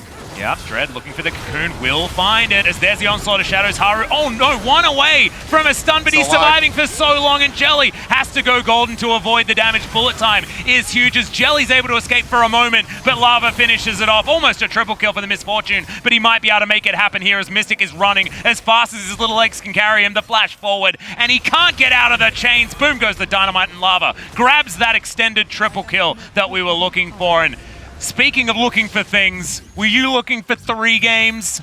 I tweeted out before I had even headed to the studio, Atlas, saying that this was going to be a 3-game series, and right now that is the pace that we are certainly on. Hanwha Life exploding forward, and Afreeca just weren't ready for it. They thought that they had the jump on CuVee, but it was completely the other way around, with near 5 members joining in at the start. Then the TP comes through to go ahead and complete that. Equalizer laid down, cutting them off away from the tower so they cannot retreat. The bullet time layered on top as well. So they just completely trapped them in a death chamber. And they were very easily able to chase forward to get the finishing blows. Yeah, the tower navigation as well from Lehends at the end there, just making sure that everyone could just freely run underneath that turret to try and destroy the Varus on his retreat. Really nice stuff here from Hanwha Life. Feels like they've woken up finally. It was Afreeca that were able to demonstrate their alertness in game number 1, but now caught napping in a few occasions. Afreeca also just demonstrating the long-standing curse surrounding them. Yeah, exactly. Being excellent in game 1s. It's a returning curse. They didn't quite have that one in the 2019 season, but with the return of Achilles is the return of the Afreeca Freecs that we know and love. It skips the generation, you know? Oh, that's 2019 season was that generation being skipped. Yeah. So. It's like certain hair colors and stuff like that, right? Yeah. Nice, another double knockout there from CuVee. Seems like second time's the charm when it comes to champion picks here for our veteran on the top side of the map. CuVee looking much better here. Second outing. Is Infernal Rift again? Yep. Rift again. Go ahead and come through, open up the map a bit. Dread just trying to clear out this vision, but here comes CuVee from behind. Yeah, great knock-up. Infernal Chains are going to arm as well, but now Mystic's here. Maybe a little bit of an overstep as the CC is going to be available. The quickness does some work like you're talking about. The Equalizer going to burn Jelly down, but not all the way, is now Fly thrown back into the wall with a supreme display of talent, and Haru going to answer back from what Spirit did in game 1 very nicely here at 14.5 minutes. Yeah, just like that, spun back onto its head, so lose out on CuVee, but still managed to find Fly. Still fantastically done here for Hanwha Life. So they maintain control of this game. 4.2 thousand gold in the lead now over top of Afreeca, and they got the second Drake, so they tie up that figure as well. We'll take a look at the start, and CuVee, you know, I think then he's going to be able to get the pinch here, but a lot of CC does come through, but at the same time, that's kind of just Afreeca using everything that they have to secure a kill onto that Aatrox. He tries to get Tempt, cannot do it. And Haru just drags him back in, ensures that there is no escape whatsoever for the Zoe. Flash still not yet off cooldown, just now going to be available for Fly. Had he had that, likely could have lived, and it made that a 1-for-0 in their favor, but instead does get taken down. Yeah, 4,000 gold is now going to be the lead, as I believe this is Shirley coming out. First one taken from the Afreeca Freecs, so the Twins will be split up this game and turned against one another. Quite a dramatic storyline here for the Rift Heralds of the game. Afreeca Freecs trying to hold on to this outer turret in the mid lane. Not everything lost just yet, and 4,000 gold is surmountable. However, it will be a difficult calling, especially given what this composition is wont to do, right? Yep. It is going to be more of that DPS focus on the Varus. He will have a lot of damage potential as this game goes on, especially as far as raw damage is concerned. But you're not necessarily going to have one of these clear-cut, we have the scaling advantage, apart from maybe something like a Hecarim that can be such a problem if it gets into a late game scenario in a team fight against a Misfortune, which is quite stationary after she first gets landed on. He's just trying to get himself to a point of relevance. On the horse. Well, he's got about 2.5 minutes to do so, but Hanwha Life still looking to accelerate the pace of this game. While some of the Rift Herald here into the mid lane, and got Tower gonna take a big old chunk of damage. Minion wave moves up. They have lava here, so they should be able to finish this one off unless Afreeca can pull the trigger on an engagement, but they're not going to be able to find the opportunity as CuVee is just keeping Kiin locked off, and that's what they want. They want that onslaught coming through from the side, have that Hecarim get into the back line, lock down the likes of Lava and Tempt, but they just cannot do it because it's just really good gatekeeping coming through from the Aatrox. You can see Mystic really wants to play aggressively here as the double up not able to find the Varus, but he's got his Arctic Ops gear on. He's ready to take down some Hanwha Life players, but just not quite there. I think he's just getting prepped up with the weather outside. Yeah, well, that would certainly make some sense. Kiin rampaging down here. Haru unseen for now. As he does get the W off. Knock up not going to come in at least the first time around. Second time the charm. But the cantering horse is going to be able to escape quite nicely. No further minions there for Hanwha Life, so a bit too risky. Try to stick around and go for that extended dive, knowing that the ultimate is also available for him. So they do just go ahead, peel back a little bit as the tier 1 tower should be taken down. No, they're going to go ahead and pull back, it would seem, as they do get the word that people are missing in the mid lane. Nope, they play forward. Yeah, a greeting for it just a little bit as the equalizer comes down. Dread on the wrong side of it. They're trying to turn this one onto Tempt, but he's so strong. The repel not enough until the very end, where he's able to get that last auto attack, but it's still a double kill for the Misfortune. 7, 1, and 0. This is like a competition. Who's the most busted? Is it Lucian or is it Misfortune? And so far, I think Lucian probably takes the cake, as there's the onslaught of shadows, and that's a very dead Misfortune. You would expect, but here comes Rakan. Okay, stand behind me there from Jelly. They still want to take down Lava, but a bit of a disconnect with the communication, and Lava with his strut just struts his way out of there. Lehends might not be surviving for much longer, though, as Mystic throws out the ultimate, barely misses the backside of the Rakan. They're fine. Haru's coming in now. Yeah, we're looking to extend this trade even more. It's a flanking play from Hanwha Life as Haru waiting for Tempt to get there. Tempt not with the equalizer just yet, so it'll keep them honest. But the harpoons are going to land. Try and keep Jelly there.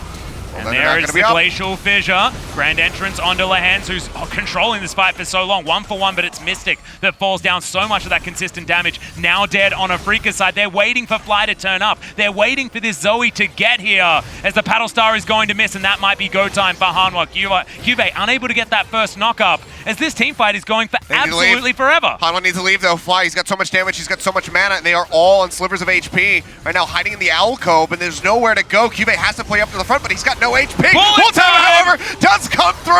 Lava on the backside helps cut them down. Infernal Drake going to be picked up by Dread in the meantime. But who gives a damn? Hanwha Life is just sweeping the floor with the Afreeca Freecs right now. Yeah, Dread's just saying, why are you guys fighting? I'm taking the dragon, guys. You know, I'm just hanging out over here. I'm not even there. Oh, man. Oh, dear. Bit of a disaster for the Afreeca Freecs, but the positioning of Lava to get that beautiful bullet time, and the fact that they waited long enough for Tempt to get a second equalizer in the fight.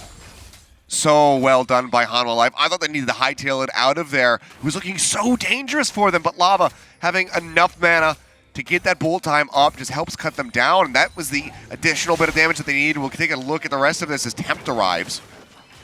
Yeah. He does land some decent harpoons, but as you can see, he doesn't have the red carpet to lay down or anything like that, and it's a great ultimate coming out from Jelly to hold everyone in position, but look at that, just the move forward, destroying the consistent damage, and now Afreeca are at the mercy of Hanwha Life until Fly gets here, but Paddlestar missing. It was such a dangerous dance. Had that connected, that could have been a significantly different fight. This could have very much been Afreeca being able to get the victory. See Lava just dancing around the back.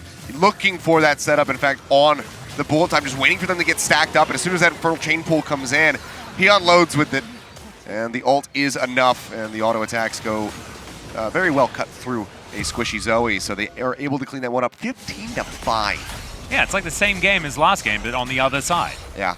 It's like change the sides of the map, but nameplate's also going to be very different. So just shows Hanwha not going to be going down without a fight, and showing us just how they were able to take down KT. Not necessarily convincingly, but they were the winners of that series, and that's all I want to remember.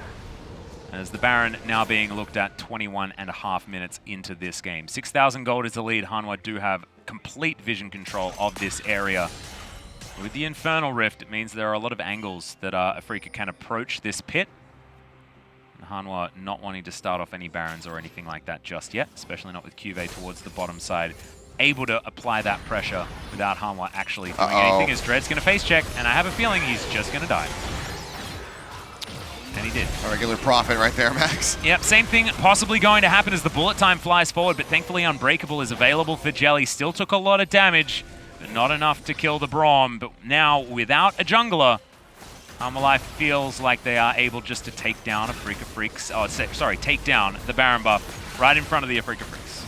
Yeah, I mean, barring a miracle still here from Afreeca, can't really go for a fight on this, you would anticipate.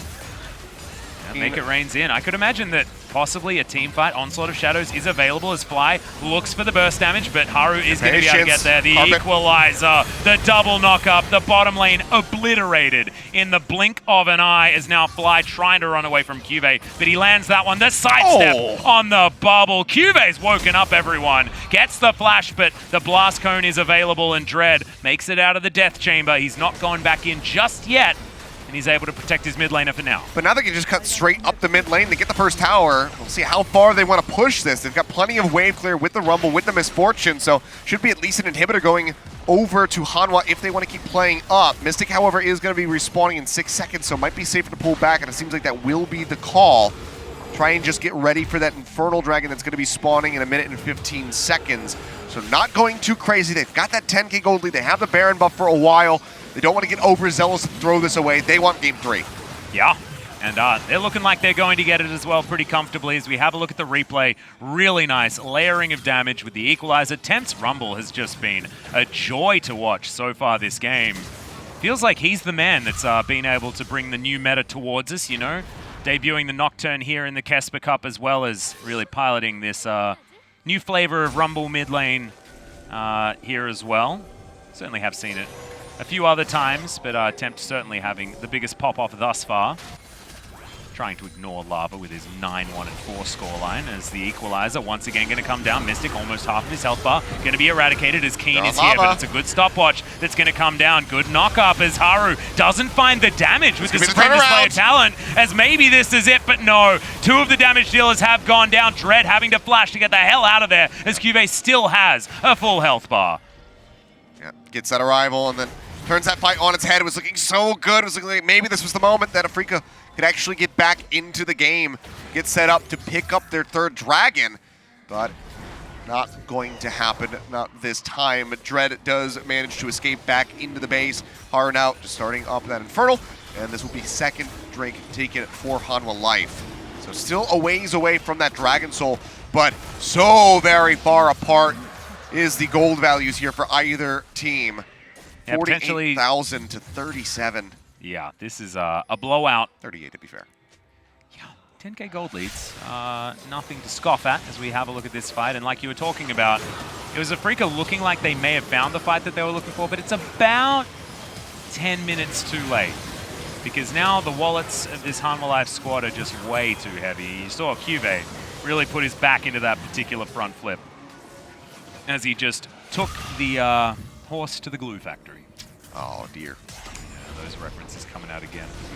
Yeah, oldies but goodies. And speaking of which, oh man, how much glue can come out of this guy? Nope, not today. Yeah, someone called Peter in the nick of time, as this inner turret also going to be taking a lot of damage. Lava going to finish that one off. Who's Peter? You know that's how you spell my mum's name? P-E-T-A? Yeah. She also likes animals, so it does Just the make Aussie R sense. going on the back end of it. Yeah. Deaver. Yeah, sorry about that. It's all good. Kiin, he can't really do much. And as far as I feel about Lucian, it's still kind of inconclusive, because I'm not sure if Hecarim's bad and Lucian's good. Well, and I mean, Kiin's just, Doran Kiin's also, very good, but Hecarim's so bad that Kiin can't perform on it. There must be a reason why they're picking it. It must be working in scrims, but it's not working in this game. That is something that is absolutely proven. Yeah. As 26 minutes in, we've got a 12,000 gold lead. We've got inhibitors just being shepherded by this Hanwha Life squad. And playing with your food is an understatement. Yep, just looking to take down the second inhib, which they will easily be able to do.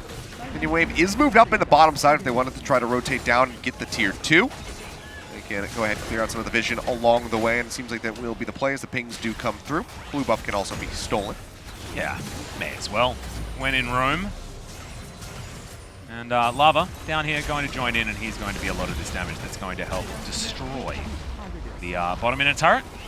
Finally, reset does come through as the Baron buff wears off. Death's Dance already completed here for CuVee. We'll see what he builds next as the Trouble Bubble lands, but there is no follow-up available with Bodyguard. CuVee standing there on his Aatrox. Burning face for Tempt, man. He's got a lot of damage. 2 sticks as well. This is what happens. If you're scared you're going to drive your car way too hard, that you're going to break the shift, you may as well just get 2 of them. That's my analogy for what happened there. Just flat AP being picked up, and that's what happens when you're right at the end of a game and all you want is flat stats to really bring it home. Not going to need to plan for the future too much as far as this game is concerned, but certainly going to have to look forward to game number 3. The only future planning that Hanwha needs to do right now is just this. It's cleaning out the vision. It's making sure that they can go ahead and pick up that Baron when it spawns in 45 seconds. And then the Infernal 2 minutes later. Yeah. So their path is very much laid out for them. Afreeca's is as well, but it's significantly more negative. Yeah, it's not the kind of path that you want laid out for you. Yeah. Which is sometimes just the case. Sometimes life is going to give you lemons or losses in the KeSPA Cup. I think Afreeca would happily take lemons over what is happening right now. Yes. Yeah. I actually quite like lemons. Yeah. Personally. I'd take lemons just if you offered them. I find that analogy actually quite frustrating as a lemon advocate. Make it rain. Certainly doing that here in the mid lane is CuVee. Trying to offer a knock up over the wall. Doesn't get there. And now Hanwha looking to move back towards this Baron pit. And Afreeca, they observe a lot of darkness on that route through the jungle. So there you go, Baron. Just going to be started up as Lehends will be bodyguarding in the back. Recall out from Kiin. He does have the TP available if they want to go for the play, and he's got a deep ward up near the enemy blue buff, but it's not going to be nearly in time as the Baron will go ahead and die. Yeah, no blue trinkets available, and Hanwha just easily take their second Baron of the game. 13,000 gold now is the lead. The gold's something you probably don't need to talk about. Nope. We're play-by-plays, so we like talking about it. Because, you know, it's what we do. Analysts, they look at the minimap. We look at all the pretty lights and the numbers so that we can read them out. Yeah, we don't know what any of it means. But No, of course. talk about it. That's not what we're about. That number is bigger. Yeah. That's 58, and the other one's 45, so they're doing good. Yeah, and we say things like, despite the dragons being even, because we can count the pictures as well. You're right. Yeah, see? We don't give ourselves enough credit. And the pictures are color-coded for us. Yeah. Oh, thank goodness. Afreeca leading 1-0. I wonder how I figured that out. Oh, just extraordinary. Can you believe 8 turrets have been taken by Hanwha Life? I can. I've been watching this game. I definitely can. Yeah. And now they're looking for a 9th. And pushing here. That's going to be here, isn't it? This inhibitor turret. As now looking for that last fight of the game, Achilles. Gage comes through. Glacial Fissure not really going to be able to find much as Jelly has to try to retreat. Dread will get picked off in the end. Tempt able to finish him off, and it's just going to be a pile in from all of Hanwha Life. Fly not going to be able to escape. Will go golden for a moment, and Kiin cannot push CuVee far enough to try and knock him into the fountain. Will just be the finish here as the bullet time will chip away at the pony, but he finds a nice little safe corner in the stable so he can elude Lava. Chase forward again. They're hungry for it. They want that 25th kill. Seems like they might not be allowed to find it unless they're going to go all in onto the power end. Yep, they did do that, but it's going to be the Nexus falling down a little bit too fast. The Fun Police It was one member of Hanwha Life who stayed auto-attacking that turret. However, that was basically the same as game number 1, but the nameplates were switched around. Really, really dominant performance from Hanwha Life. So we are going to have a 3-game series, but Achilles, I know, it's very late right now. We're moving towards 1:35 in the morning here on New Year's Eve. However, that's fine. It's really fast. Yeah. So I'm happy to have a 3rd game. And look, in for a penny, in for a pound when it comes to late nights, and we've certainly already come well full circle. Yeah, we are in this for the long haul. We had kind of said that even if we had to wait until 5 in the morning for the series to get started, we were going to be here. We were going to bring you guys that series, and we will see it all the way through to the very end. Tempt here, going to be walking away with the MVP of game number 2. 6-1 and 11 in the Rumble. Was just phenomenal. Yeah, can't debate that at all. Yeah, fantastically done by him. I mean, a couple other names I guess you could have tossed out there. Everybody on Hanwha playing significantly better in this game. There's very ill-advised moments from Afreeca where it seems like they're just trying to shoehorn things together. Yeah, and this is where it all went wrong, right? This was the early start every Rumble dreams of, because you were able to grab that advantage as far as the Magic Pen is concerned. So if you have sort of a lead in the early game, being able to pick those stats up is much easier, and it's at a time where Afreeca, it's just impossible for them to build enough magic resist to stop this Rumble from running over the mid game, and he certainly was able to do that. You saw up here though, I mean, Haru demonstrating the true display of talent, but actually just the true display of escape artistry, and Lava positioning his bullet times, actually this entire game, almost perfectly when it came to controlling areas of the map and splitting Afreeca so that Hanwha Life could just do whatever the heck they wanted. Yeah, it was really great. I mean, Tempt, maybe like 1 or 2 that come to mind that were not the greatest equalizers, but overall, fantastic placement, constantly laying them down, either cutting people off or laying it where they cannot escape from it, so they just got ripped to shreds by that Rumble ult. So it was really great. This was, of course, Lava's grand moment with that, with that bullet time. So fantastically done, utilizing the new alcove. And normally you walk up a red carpet and then there's like a premiere of a cool movie. That was the Death Chamber. This was the red carpet into hell. Yeah, it's not a great one. Yeah. I guess that carpet would be red also. Yeah, you would expect. But what if it's not? What if it's all green? That's true. I mean, I haven't seen it. Yeah. So I wouldn't know.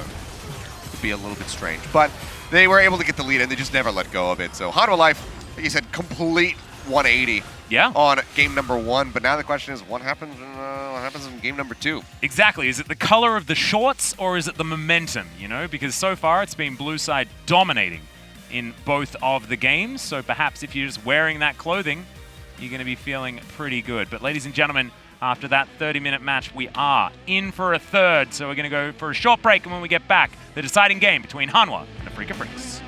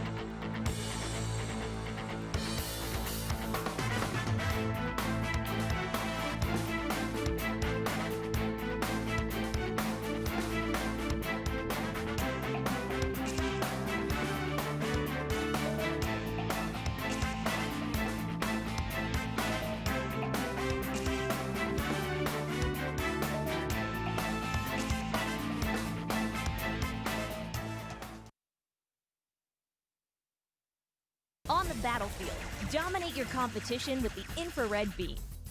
And if that's not enough, experience real rapid-fire action with the Gel Bead Blaster.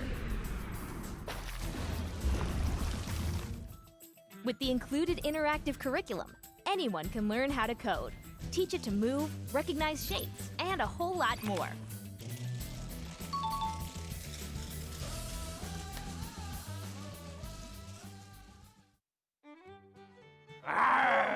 안녕하세요. The Lion The Tiger 장미철입니다. 크리템입니다.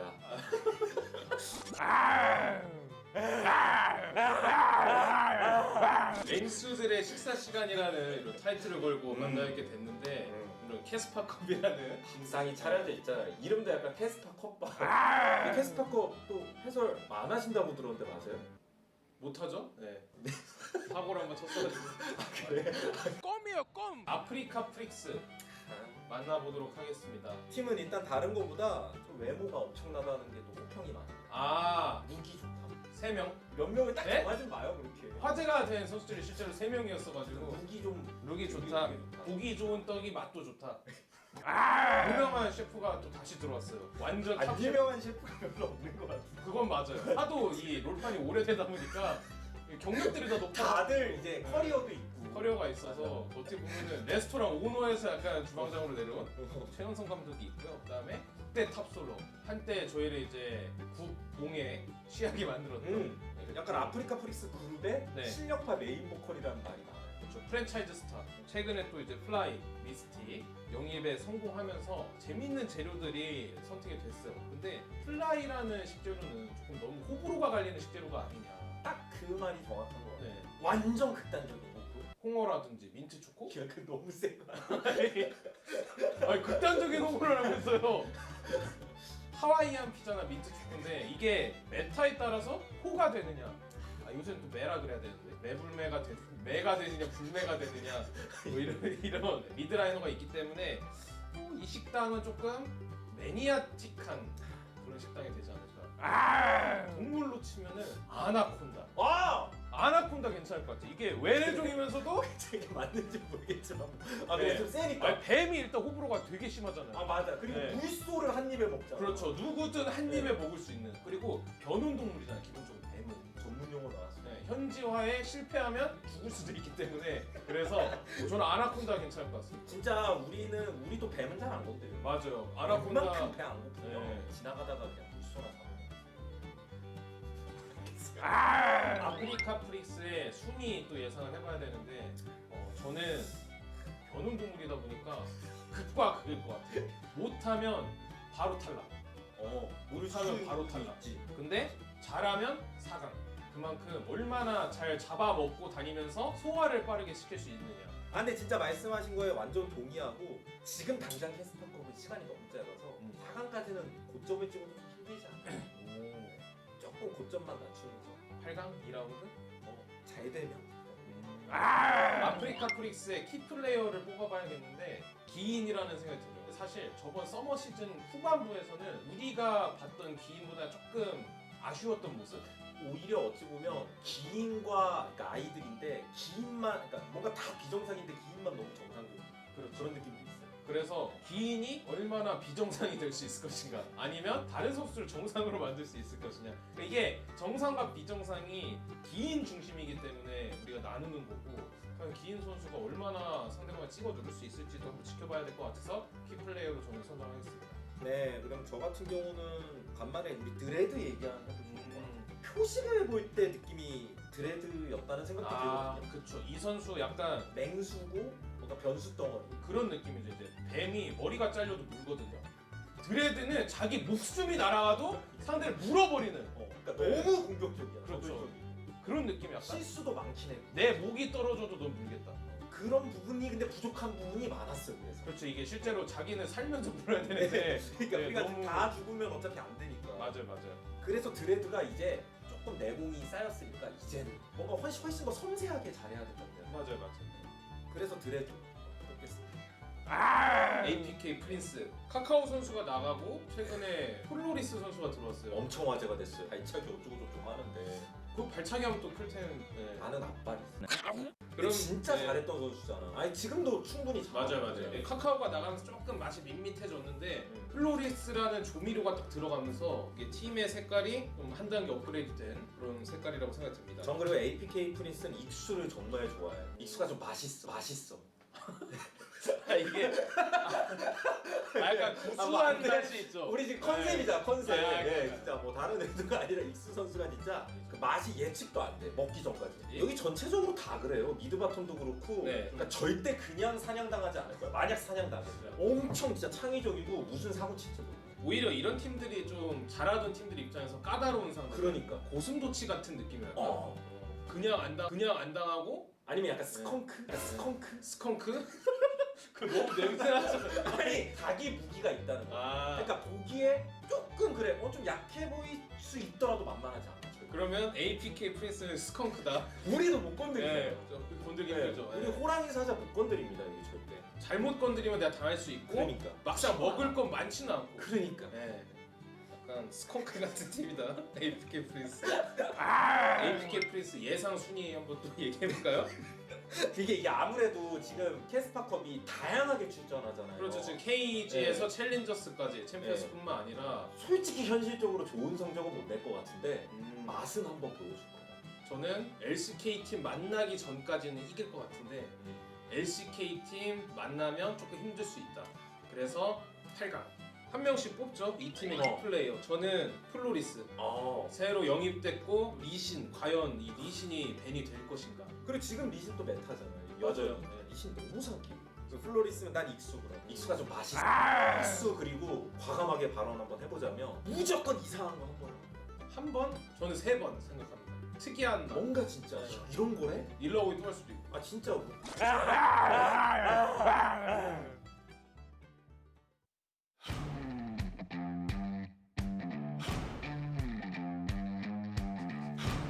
Welcome back, ladies and gentlemen, to KeSPA Cup 2019. This is the second time I've done this intro because I was so excited Welcome to get into Game 1.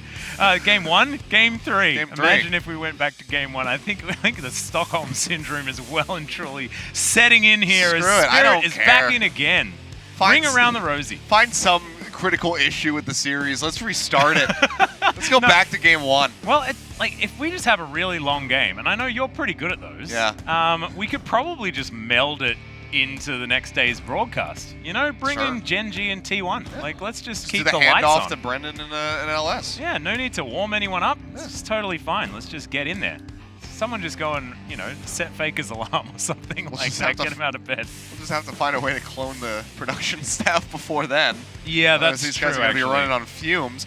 But as we saw, we did have those substitutions coming through, especially on the side of Spirit coming back in. Doesn't seem like much of a surprise. We know that it's a bit of a set play for them to put Dread in for game number 2. But given that he didn't really get much done with that Elise, very hyper-aggressive, and the things that they did try didn't find success, unsurprising to go ahead and see that Spirit will be coming back through for the squad. Hanwha Life, though, can they pull off this reverse sweep in this best of 3? We're going to find out as we start off with the pick and ban, and yet again, unsurprisingly, it will be the Lucian taken away. And side selection went over to Hanwha this time around. So they were games 1 and 3 by the looks of things, which is why they have stuck to the blue side.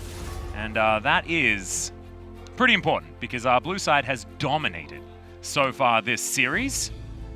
That is going to be Lucian and the Syndra taken away. Akali going to be the answer. A blue side ban this time around as we see what Afreeca is going to do. I definitely want them to ban different stuff. Which stuff that's going to be is going to be the real question here, as Cassiopeia is still denied from Lava. Of course, denied from Lava and Tempt. I think it's the flexibility of that pick that can be the real issue here. And then Nautilus, the final ban here from the side of Hanwha Life for the first round. See what Afreeca wants to do to round things out, whether or not they want to try to take the misfortune off the board. Lava had a very good game with that pick, and it will in fact be MF ban here at the end. Yeah, I like that. Just definitely mix it up, make sure that something different is going to have to be picked. Having a look down the line as far as the power picks that are still left available, Elise is the choice here for Haru, certainly an old favorite for him. Was often picked into him because it was around the meta where the Rengar was so strong that Haru really made his name for himself. And it was often spiders and cats running around in the jungle. As Kiin, what is going to be the first round of picks here? Could be just the Lovers duo. Something that Afreeca Freecs could do if they would like to. But Zai hasn't been seeing a lot of success, so I wouldn't be overly psyched about it. However, still going to happen. One thing that was banned throughout the first two games that has made it through is the Yuumi. Oh, true. Without the MF, I'm not sure if the Yuumi is going to have as much pressure on it to be picked up because you like that little bit of Senji, but we'll have to see. The other thing is the Quinn is still around. That is also true. So that wombo combo of the Yuumi Quinn that CuVee and Lehends made work so well, mostly Lehends, to be honest. It was more like CuVee was just flying Lehends around They as could go for that right now. Tactical nuke, and that's exactly what I was bringing it up for. Let's see whether they do decide to just drop it immediately or whether they have some different technology to show us. Oh, Pantheon. Okay. So has made it through. So we'll go ahead and pick that up. And I'm sure you guys can hear the Korean commentators in the background. Mouths agape at the moment as the Heimerdinger does come through for Lava again, who has been playing that one to a T. Is it agape or is it agape? Agape, the Overwatch player. I love how this is an in-joke that absolutely no one is going to get. There's that one guy on Twitter, though, who's very angry that we've talked about. We've made Overwatch references. Yeah, he's really angry now. And to you, I say, get over it, sir. That was our friend Wolf. Wolf Schroeder, your co-commentator over in the Overwatch League. Oh, not him. Someone genuinely was mad on Twitter really? That because actually I happened? made some Overwatch references in Game 1. No. As okay, that's a Rakan locked in. So the Lovers duo, an understandable one. Some laughs coming out from the crowd here. I'm not entirely sure what the funnies were that were spouting out of our Korean casters that are still able to stay entertaining at close to 2 a.m. Huge shout out to those guys. And as you mentioned before, massive props to our production staff that have had so many issues to deal with and are still here working diligently on making sure that everything does come to fruition between Hanwha Life and the Afreeca Freecs. It is Morgana being taken away here just to make sure that the denial of the engage from the Rakan isn't super easy. Rumble going to be banned. Just a respect ban here on Hanwha's side. Tempt, of course, was the one that made it look so incredibly smooth. We'll see who's going to be piloting the Pantheon. Something CuVee's been playing a lot in solo queue, but can, of course, be flexed around. Senna taken off the board here. And I believe, was that Senna Heimerdinger on the bottom side for Hanwha? And it worked. Maybe there was another support Senna that I'd forgotten about earlier on when I was talking about it. Very well may have been, but it's too late now. Yeah, it's not happening. And actually, no, it was, wasn't it? And that'd be quite a few times that Senna support has been locked in. How about Yuumi and Heimerdinger?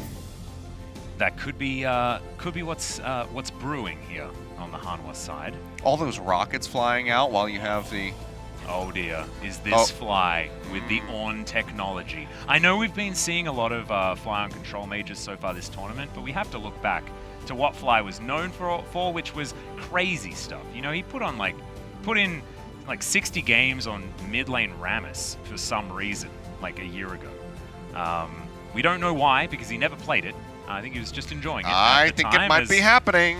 Yeah, I don't think there's any reason not to. Surprising that it wasn't banned, as there's the cat in the book locked in for the man who popularized it. Lehends on the bottom side of the map for Hanwha. All right, so that and the Heimerdinger, this is going to be such an annoying poke bot lane.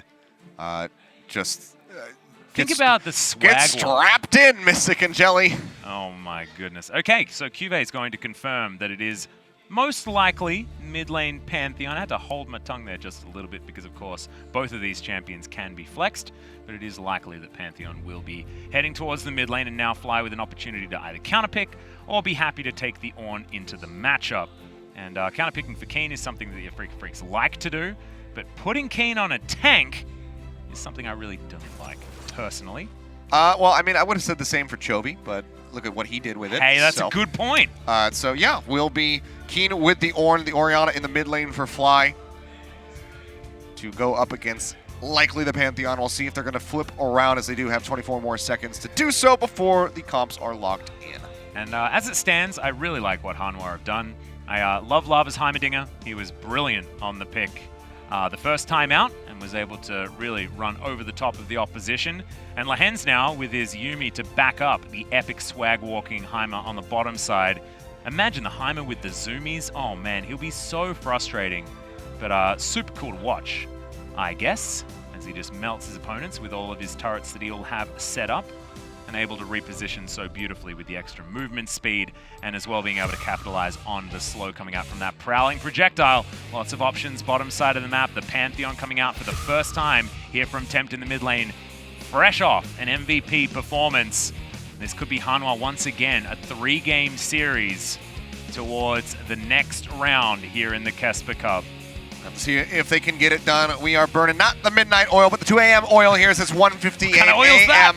in South Korea. One of these teams going to be walking away with the victory. Let's find out who it is as we jump onto the rift for the final time this morning for Hanwha Life versus the Afreeca Freecs.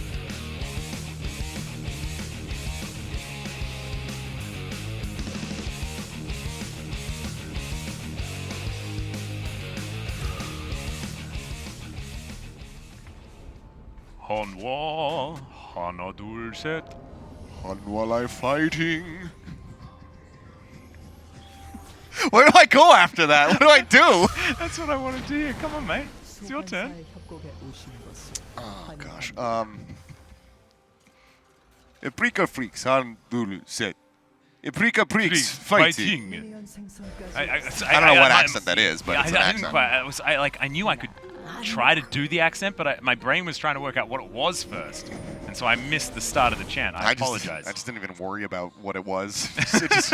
It just happened. It just came out of me. It was good. I was into it.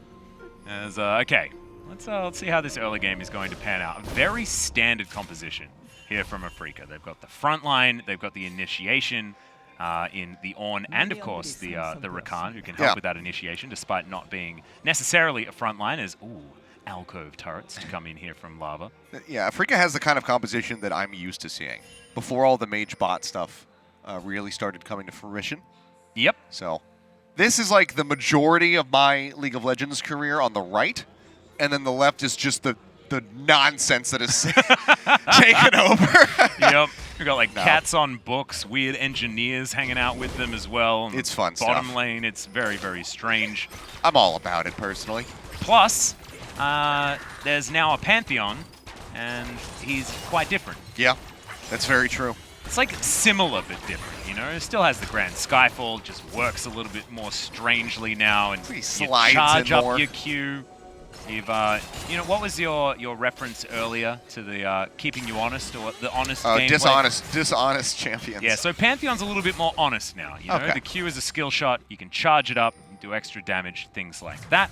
Wonderful. Haven't played a whole lot of him, largely because he was on permaban status, and then we haven't seen too much of him so far. But a lot of the players here in the LCK and the KeSPA Cup now, of course, have been utilizing a lot of that, the Pantheon. Kiin gonna build himself an item. Only has 3 CS, but still puts himself together a Doran's shield. Of course, so you can grab yourself, I believe, a control ward in the early game. Is something that we saw previously, but I don't know where he put it, to be honest. So maybe he didn't do that. Yeah, don't see it anywhere on the map. Yeah, where it went, it's been cleared out. It's like he Haru. built something. It's just confusing as to what it was. So Bellow's Breath is going to deny the pullback, but a lot of damage still here from CuVee.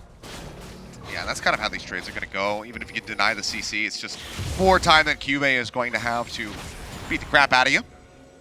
Because you're not moving very quickly. Over the wall comes Spirit. Going to be able to find Haru. Yep, goes invisible as Haru. Now trying to find the cocoon and does get it, but just gets himself the heck out of there as Tempt has jumped onto Fly. Throws up the shield there as well. Going to deny all of any return damage attempt that Fly didn't even go for. Good trade there for Tempt in mid. Minor chip damage so far from Lava.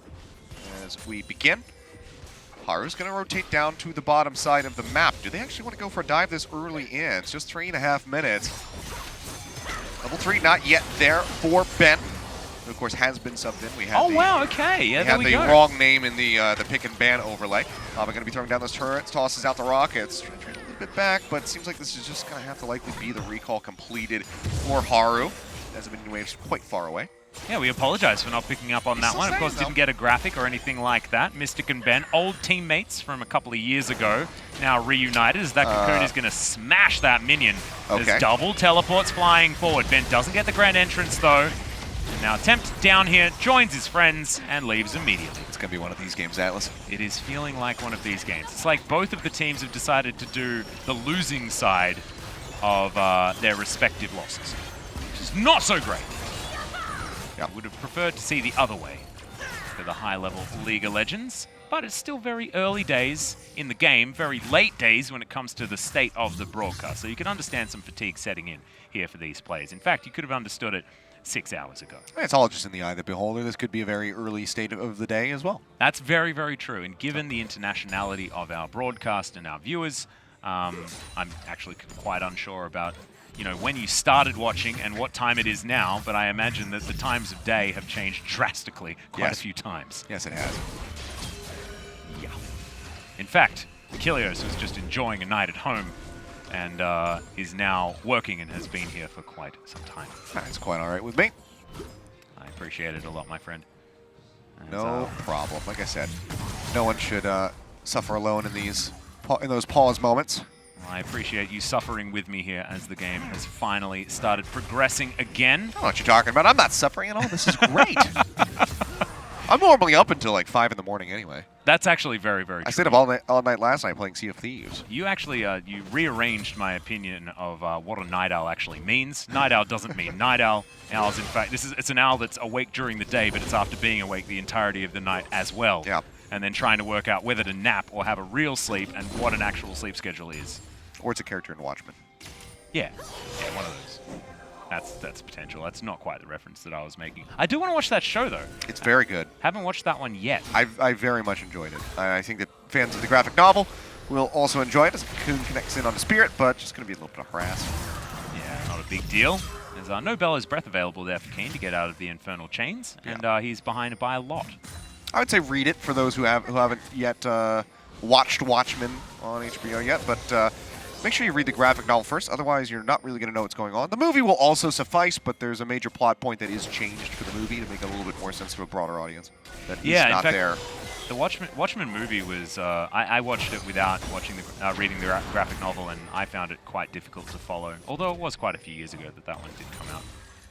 So maybe just not quite there. Yeah, it's not quite like The Witcher where you can just kind of go into it and I basically think understand what's going on. The Witcher as well, there was a lot of criticism about it being difficult to follow, especially timeline-wise, without reading the books. But that's not, that's more of a production mistake, I feel. Yeah, maybe. Rather than the actual story written. Yep.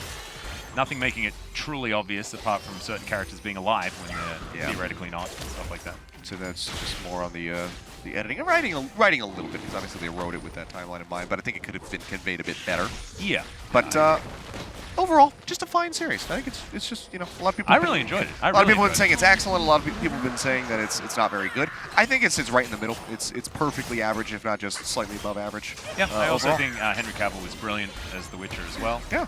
Voice especially on point. The voice is very good, but I feel like sometimes it limits him a little bit because he's focusing so hard at doing the voice properly. Yeah, maybe. It kind of clips the range a little bit.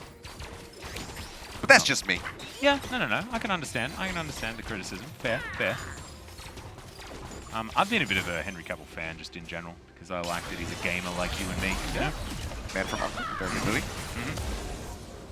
It's not that he's a bad actor, it's just that he's been in some bad movies. You can't hold that against him. Like Nicolas Cage. Yeah. No, apart from that brilliant Superman movie, didn't you love that? Man of Steel? Which one? you a big fan of Man of Steel? Batman vs. Superman? Oh, Dawn of Justice? One. Did you watch the trailer to Batman vs. Superman? No. That was the hugest, most gigantic bait of all time. I think you're going to see oh my goodness. Biggest turn. I was going to say, yeah, absolutely. I don't know whether I should be worried about spoiling it, but I just don't want to spoil anything for anyone. And I think that we got pretty close. I think if somebody has genuine interest in seeing that movie, then they deserve to have spoilers. Dash out there as the stuns will come through. Mystic taking a lot of damage, and heal will be forced out from Ben. Yeah, Ben going to utilize that one as Spirit's going to come in right as Tempt decides to dive forward. Shockwave going to be there, and look at all of that damage just mitigated. But the Supreme Despair talent comes down, and the last Q from Spirit is going to pick that one up. And first blood going to the Afreeca Freecs. And so I guess we can pack up and go home. means Afreeca is going to win the game, right? All right, it's over, yeah. First blood, there you go. Done deal. All right. So, Yeah, thanks where'd for tuning in. Where'd you keep your jacket? It's over right in here. that corner? Yeah, I got it right here on the cool. desk. Yeah, all right. Cool. See you guys. Wait, hang on. It's still going. Oh. What? Oh, weird. Let's check out the replay, Okay. I guess, before we go to cancel the show. Yep, this was Tempt. Unfortunately, the displacement still occurs. And look at that, the supreme display of talent, exactly that, right on the edge of the stun range. And Spirit very comfortably grabs the Q to finish things off. But this is where things are going wrong. I feel like CuVee has really come alive in the last couple of games. This one, of course, included, because he had a really rough game one, and I thought it was just going to be the CuVee that we've seen so far this tournament that's been abused by top laner after top laner. But back on the Aatrox yet again for, I believe, the third time, and is making it work into the Ornn. It is a good matchup for CuVee, but I'm just proud of him for pulling himself together and showing us, you know, why this guy has a world skin. Haru lying in wait. It's just, and this just feels like Oh, what yeah. we've been seeing from Haru every time he tries to go for a gank is just sit in a brush for about 8 seconds and go, nah, not here. Yeah, We'll be picks pinching up on the his Spirit, grass. Yeah, okay. Oh, that was beautiful. And Spirit now, he still has flash, guys. As the on-horn is blown, but maybe didn't even need to be because Spirit was just playing with the Hanwha Life members as he traipses around his own jungle. I would say for CuVee to still be a bit cautious as a lot of damage goes down onto Mystic and Ben here into the bottom lane. Looking for a bit more, and yep, this is where that big harassment duo starts coming to fruition between the Heimerdinger and the Yuumi. Yeah, Ben actually showing just how well you can utilize the battle dance to help keep your teammate alive as the... oh no, Fly! Fat fingers the cleanse. We've seen so many great cleanses as that's a brilliant repel coming out from Haru, who just knows exactly how to time these things. Another supreme display of talent, but a lot of turret shots being taken, and damn, Tempt just nails the spear from downtown as CuVee teleports for absolutely no reason. But the Grand Starfall flies forward, and Tempt gets yet another one stabbed in the metal body of the Orianna, and Kiin just walks in to say, whoops, sorry, nothing I can really do here. Just gonna breathe on these minions instead. Very nicely done overall here by Hanwha Life. Yeah, a couple botches there from Fly. Didn't seem like it was gonna cost him much to begin with. It looked like he was going to be able to exit, but with the ult coming out from Tempt, does manage to close the gap, get the lockdown onto that Orianna, and punishes him in the long term. So everything gone now from the Ori, including the Shockwave after the brilliant repel that we'll see in a moment that had come through. So just overall solid, good start here, set up, kind of baiting Fly down the lane, and it looks like this is just going to be a disengage. Then you see the arrival of the Kiin and think, oh, they can turn this one around. Significant damage does start coming through here on the Tempt. You're like, they can finish off that Pantheon. The great spear chuck does take down that Kiin, and from there, it's just a nice concerted effort from the rest of Hanwha Life to close out the kill on to Fly. Yeah, just Tempt using the ultimate purely for gap close. Able to get on in there, and good old Pantheon still does lock down a single target and obliterate them thing very comfortably. Second Drake going to be this Infernal, as the Afreeca Freecs do have position around it. Spirit milling about the bottom side of the map will mean that there are more members down here to potentially take that one away. Looks like Shelly might be on the mind of Haru, who will spot this ward at the back of the pit, assuming he is going to go far enough to find it. Big Capitals Ben is going to just wander into this brush, and with Hanwha Life aware of the fact that their jungler, is topside, will not be able to stop him from clearing out that control ward. So a little bit frustrating for the bottom lane of Hanwha Life, but good play to be able to make sure that that one is all right. Keep your eye on the statistics here, much like our good friend LS. I hope he's sleeping now, or at least feeling better. As he likes to say, as he likes to check. 148 on the damage number here, as Spirit is and 150 for the Xayah as we take this one down. 156, 680. That's all right. Yeah. There'll be Cloud Rift coming through. It will. And extra movement speed now available in this jungle, and might actually help Spirit out a lot, as he has been really messing with people with the added movement speed already from his Q. Now going to have more options with the Cloud Rift available as well. Then gets a spray of missiles over the top as Shelly is going to arrive here. Have fun clearing this one, Kiin. Yeah, well, I mean, Ornn does have a few options, this one being one of them, as he misses the boot back on his Ram. We're getting rid of the minion wave, no problem. Earth's Herald will just be going lower and lower, but majority of the damage going to be dealt to the tower. Now, ticking lower. Do they want to go for this now? The Infernal Chains do not connect. Yeah, Bellow's Breath pretty good at denying the CC. Doesn't get the shield anymore, but thankfully the Unstoppable is back as the Cocoon goes very wide, and that's an exhaust to come through. Kiin waiting for Spirit to get here, maybe a little bit mistimed, but now Kiin going to join the chase. World Ender comes down, Spirit goes invisible and leaves. Second time that we've had some mounting excitement that just kind of falls flat. First tower, however, will go down into the bottom lane. Just Lava and Lehends steadily chipping away at that. Finally do claim it, and the second one is pretty much prepped for Hanwha Life to claim in the top side of the map, so can give them a very nice early gold lead for themselves. I say, not really. Never mind. We're at 15 minutes already. Kind of breezed by. Yeah, it really has. Time flies when you're having fun again. Yeah, there's not been that much. Action in this game compared to the first two, and oh boy, man, we've been having so much fun then, given how much time has gone by. I know. This is what happens. You know, it feels like a breeze. Good answering turret take, we're though. We're going on like, what, 10 hours? You are. Yeah, since the start of the show. I've been here for over 4. Okay. So it's really starting to tick up, because it is 2:13. I arrived at 3 p.m. the previous day. Approaching 12 hours. Yeah, we are approaching 12 hours. But that is 2 hours in lieu of the broadcast. Sure. So, you know. So that's 12 hours of working. Yeah. Plus the breaks. Yeah. And the gap in between the two matches. So there is, you know, a good amount of leisure time. Yeah. But, I mean, if I was given the option of, like, going home and having this not be broadcasted in English, I would not want that. So I'm so totally psyched with how this is going. That being said, on the bottom side of the map, Lava not feeling so good, but I take it all back. He has a pocket Lehends, and that means the Heimerdinger is immortal. Yep. That's what a hazmat suit does, by the way. It stops you from dying to, like, basically anything. Yeah, very good. Keeps himself safe, has the barrier as well to absorb that much extra damage, so he is able to escape with the help of that flash, and as you can see, already ticking up in the HP quite nicely. Still is holding on to the pocket watch as well, so Lava was a lot better off than it had seemed at the start of that. Yeah, didn't even need to check the time. He was just absolutely sure that he was going to get where he's going at exactly the time he wanted to. It's one of those points where you don't want to know what time it is, you just know it's late. All you know is a wizard. Yeah. Because a wizard is never late. Good point. He arrives precisely what he means to. And I had to finish the quote. I don't know whether I really needed to, but it's all right. Ashley's watching from home. Ashley's watching from home, but she really she needed that. Because she's in New Zealand, is that why? No, she's a huge fan of Lord of the Rings. Okay, thank goodness. Because she's in New Zealand. Yeah. I was like, I feel like you're making some assumptions. Oh my goodness. No, yeah, she just very much, like myself, enjoys some loader. And I've spoken to her about some it lost as well, but I just really like bringing up the fact that she's also from New Zealand. Can we get a battle for Middle-earth 3?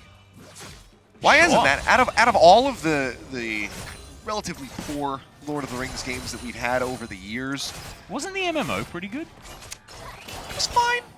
I never played it, but I heard decent things. It was fine for, you know, what you would anticipate a Lord of the Rings MMO to be. It was, you know, I would say maybe better than anticipated.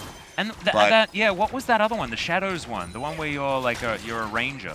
Those are good. Those ones are good. But the Shadow of Middle-earth. I need to actually, I need to play those. Now that I'm thinking about it, there's actually more good Lord of the Rings games than there are bad ones. But the ones that are bad are just kind of. And the initial ones, like the first Lord of the Rings games that came out. Oh, with the movies? My goodness. Phenomenal. Can we get a remaster of those? Two Tower and Return to the King remaster?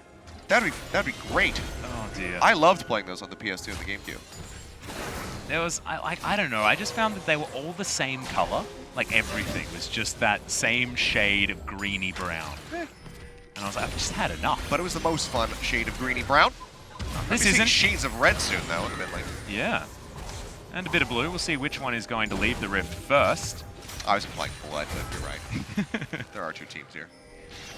I mean, maybe there are people that are watching this somehow with it recreated on the Chinese client, where there is no blood. Possibly. Yeah, that's something that we could think about. As Tempt, just thinking about the Starfall opportunity.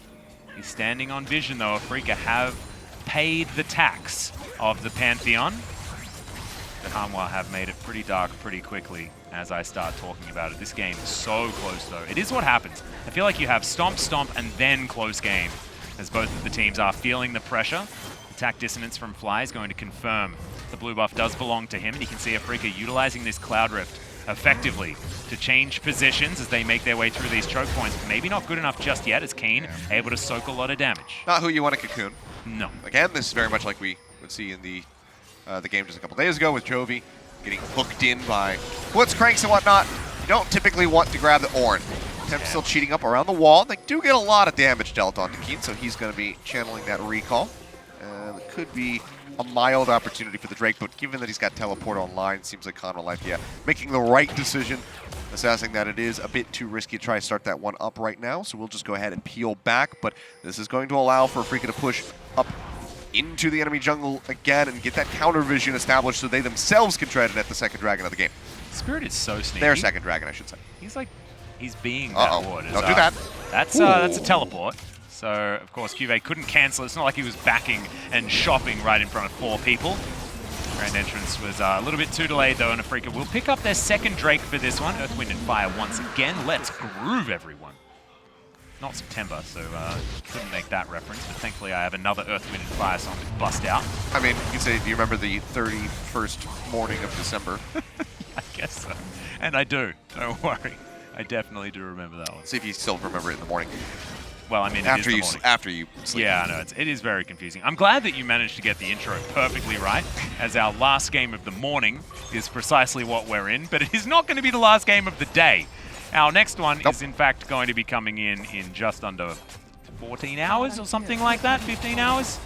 Yeah, and unlike us, you know, Cloud Templar and all the other Korean casters are going to have to be back here. Yeah, they're coming back. I mean, we don't know for sure yet. I mean, we assume LS is not feeling super well. That's why he had to leave the broadcast. It's not like he intentionally left me on my own or anything like that. He was suffering considerably from his eye condition, which really threw him through a loop.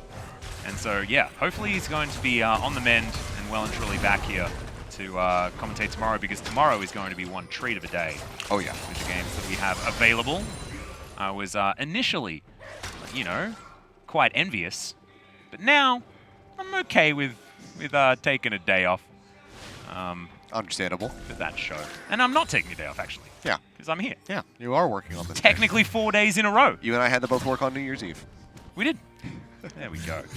CuVee in a lot of trouble right now, it would seem. He does have the flash available, but here comes the engage. Yeah, the quickness. Is he going to be quick enough? He's The fine. answer is no. And he's CuVee's going to make it out just fine. Ooh, nice grenade. Very nice stun, the rockets! Oh, that's a fear flash. That was a fear flash right there, guaranteed. But there was vision over the wall, so theoretically another one of these skill shots could have landed. And the flash not being utilized by Spirit. Wow, it's just disgusting on this pick. Alongside Lehends as well, as he stopwatches the ultimate from the Orianna very, very well. The zoomies were almost enough, but now Lehends finds himself by himself. You and me almost able to activate, and now it's Tempt's turn to be taken down by this wrecking crew of the Afreeca Freecs. The Orianna grabs 3 revenge kills and will set herself up for a much better mid-game than what we were anticipating from the Afreeca Freecs mid lane. Yeah, absolutely huge. Still How did I forget Shockwave, by the way, in the middle of that team fight? Don't worry about it. It's 2 Just a a.m. disaster. Huge turnaround here for the Afreeca Freecs, getting that triple kill for Fly. Now going to be starting up with Baron, and there's no way to contest this for Hanwha Life. So big boon for them to keep surging forward. You can see Haru doing what a little spider can, has the next wave catching up, so can continue to push around that bottom side, but with the faster recalls from the Baron buff, it seems like he'll just barely be able to finish this one off. TP going to be coming through. Can he cancel it? Yeah, just keep attacking it. Actually, he waits for it to come through there, as Mystic now wants to try and kill Haru. I'd say that was a little bit questionable, but seems like he will be able to roam back, or maybe he was waiting for CuVee to arrive to try to bait in for a kill. Either way, takes a bit too much damage from Mystic, who's got a lot of crit, and now they're on the hunt. He had a lot of cloaks, but now the Molten Edge is picked up as well. Spider is looking for a little birdie snack. Oh, we can see it. The flash over to Guarantee. As now CuVee's going to join in. But the Infernal Chains tether's pretty damn good. As Ben going to get a double knock up here, and the rest of the team comes through. 2-man Shockwave, really nicely done.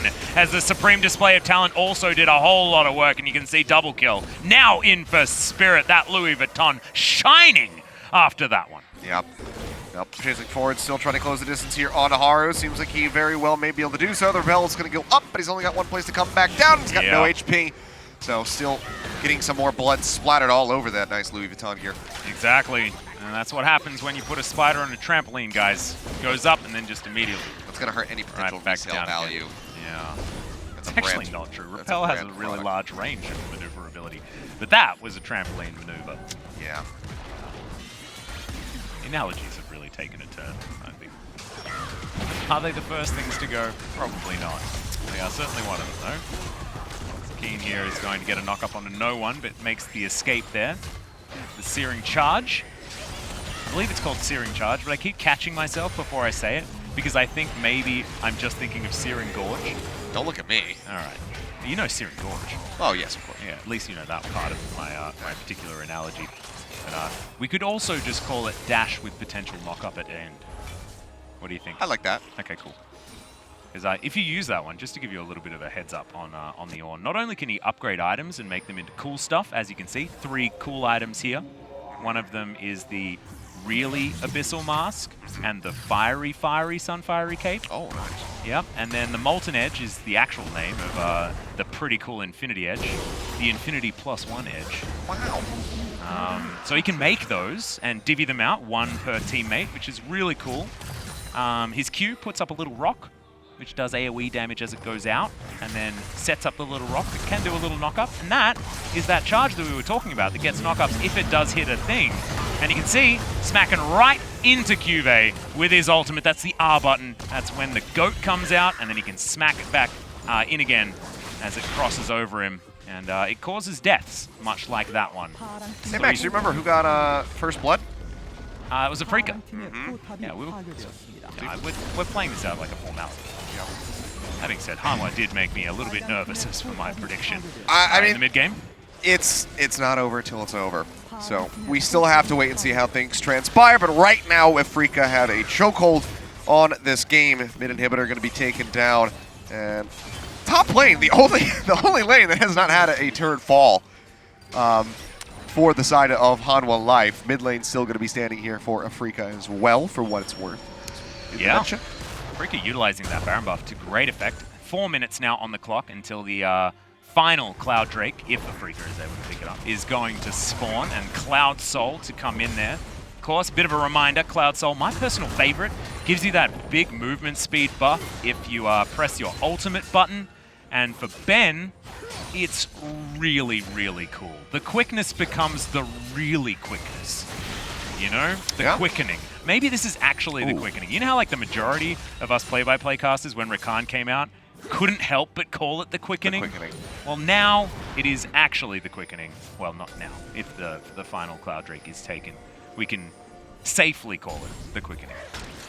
Well, we're just 3 minutes and 10 seconds away from that. Baron going to be coming up in a minute and 45, so that's going to be the next objective that Hanwha has to be concerned about. That's why they're starting to move their way up into this jungle position, because they want to get some vision control, but instead it's going to be an engage coming out from Afreeca. Yep, that's going to be the spring display of talent, but the knockup is going to land onto Tempt. The Spider once again on that trampoline, and my prediction came true yet again. Spirit gets exhausted, but he's tired. It doesn't seem to matter. Guys, remember, it's 2:30 a.m. Of course he's tired. Exhaust doesn't do anything to the Afreeca jungler. And Afreeca, they lose no one and roll over the top of Hanwha Life 2 for nothing. They got a significant amount of time right now with Super Creeps moving into the mid lane. We'll rotate up here to the top side to try and support Mystic so they can knock down these turrets and try to find another inhibitor. Death Timer's just not quite long enough. They didn't catch enough members of Hanwha Life to go for the finish. Would have been certainly an overstay and an overstretch. So we'll just go ahead and play it out safe. Get that much more control of this side of the jungle so that they will know if Hanwha Life even so much as thinks of moving into this part of the map to try to get to Baron. Yeah, let's have a look at this one more time. Spirit just dancing around. He loves to Terra Shape into the grass so that he can just dart around this fight. I feel like he's channeling his old Kha'Zix play, you know, when you just dash around and go invisible a whole lot of times. It's just like he does way more damage and does that anyway, which is pretty cool. But yeah, great fight from them. And the exhaust utilized on Spirit just didn't seem to affect him whatsoever. Still able to do enough damage, and the initial burst was already out there. Level 15 for Kiin, looking for another option as far as his Ornn item divvying out is concerned. Might need a Ghost Blade to be picked up by Spirit in order for him to be able to get one. The, I believe it's called the Youmuu's Wraith Blade. And I didn't actually read that. My brain just couldn't remember Youmuu's for some reason. But that's part of the original items. Haru flying in weight. This is not where he wants to be, though. Yeah, he doesn't do much damage even onto the enemy support. You can see, just going to go ahead, tune up a couple things. Building Fly some stuff. That's a pretty cool hat, isn't it? What do you want to call it? The Mabarabadons. The Magarabadons? I said the Mabarabadons. The Mabarabadons, I like it. Doesn't mean anything, but it doesn't matter. No, I like it. I like it a lot.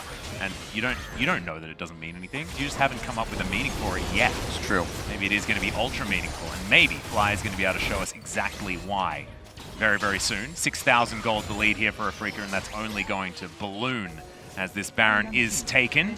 Spirit secures it with a smite without too much necessity. And yeah. It's going to be a rotate straight down the river. That's a bad time to recall Haru. We'll have to reposition, but they're going to try to push into the jungle, yeah, to get that vision control, so he's going to be shoved away from the Dragon Pit as the Cloud does spawn. Yep, the Cloud Soul going to be available. I mean, going to have been booking it. I can't wait for the quickening. They actually just cannot fight here. Nope. Just no chance of getting close. Cocoon obviously not going to be able to steal over the wall, so would have to go into the pit. And no one else can really do anything. So we'll just be Baron up and sold up. Afreeca Freecs looking to finish the game here. Yeah, a bit of work to do as far as their minion waves. You can see Fly is now pushing down this bottom lane, but with the massive shove that Tempt was able to get done towards top side of the map, it's going to mean that this wave is going to take a very long time to march its way towards that other inhibitor turret yet to be taken. Afreeca should be able to take this one just fine. When they pop their ults and they get the boost speed, you should call it the Soul Train. The Soul Train? Yeah. Oh. They're zooming along. I like it. a high-speed train. Mm-hmm. They are. All right. Well, the Soul Train, as ult will be coming through. Ornhorn going to be blown. Gets the knock up there on the lava. He will be able to kite back. It's a nice double stun. Final chapter's in good. with that nade. Kiin falling low with the lockdown on the Haru. Will barely go golden time to try and survive. As Tempt dives into the back line, trying to find the kills. Combo damage coming through from CuVee. Nearly takes down Spirit, but it's an answering shot in. CuVee will fall. A double kill now going to be going over to Fly. They only lose out on one member. Finding two against Hanwha. They keep escorting the minions forward, clearing out this inhibitor. Now moving up into the mid lane, but do they just go for the Nexus? Still very much a lot of damage that can be offered up by Lavas, who tries to get the stun. Fly going low, has to use Command Protect to try and stay in the fight. Bellow's Breath was utilized there from Kiin to make sure that grenade didn't get the stuns. And man, that last fight was so damn close. If Afreeca with just 3,000 gold with less items, you know, if there maybe weren't Ornn items on this squad, perhaps things would have gone differently, because the burst damage that Tempt managed to put out after he charged up that shield was just gigantic. And Lehends kept everyone alive for so damn long, locked up for so long. You can see why his Yuumi is so legendary, but sometimes the wallets are just too heavy to overcome.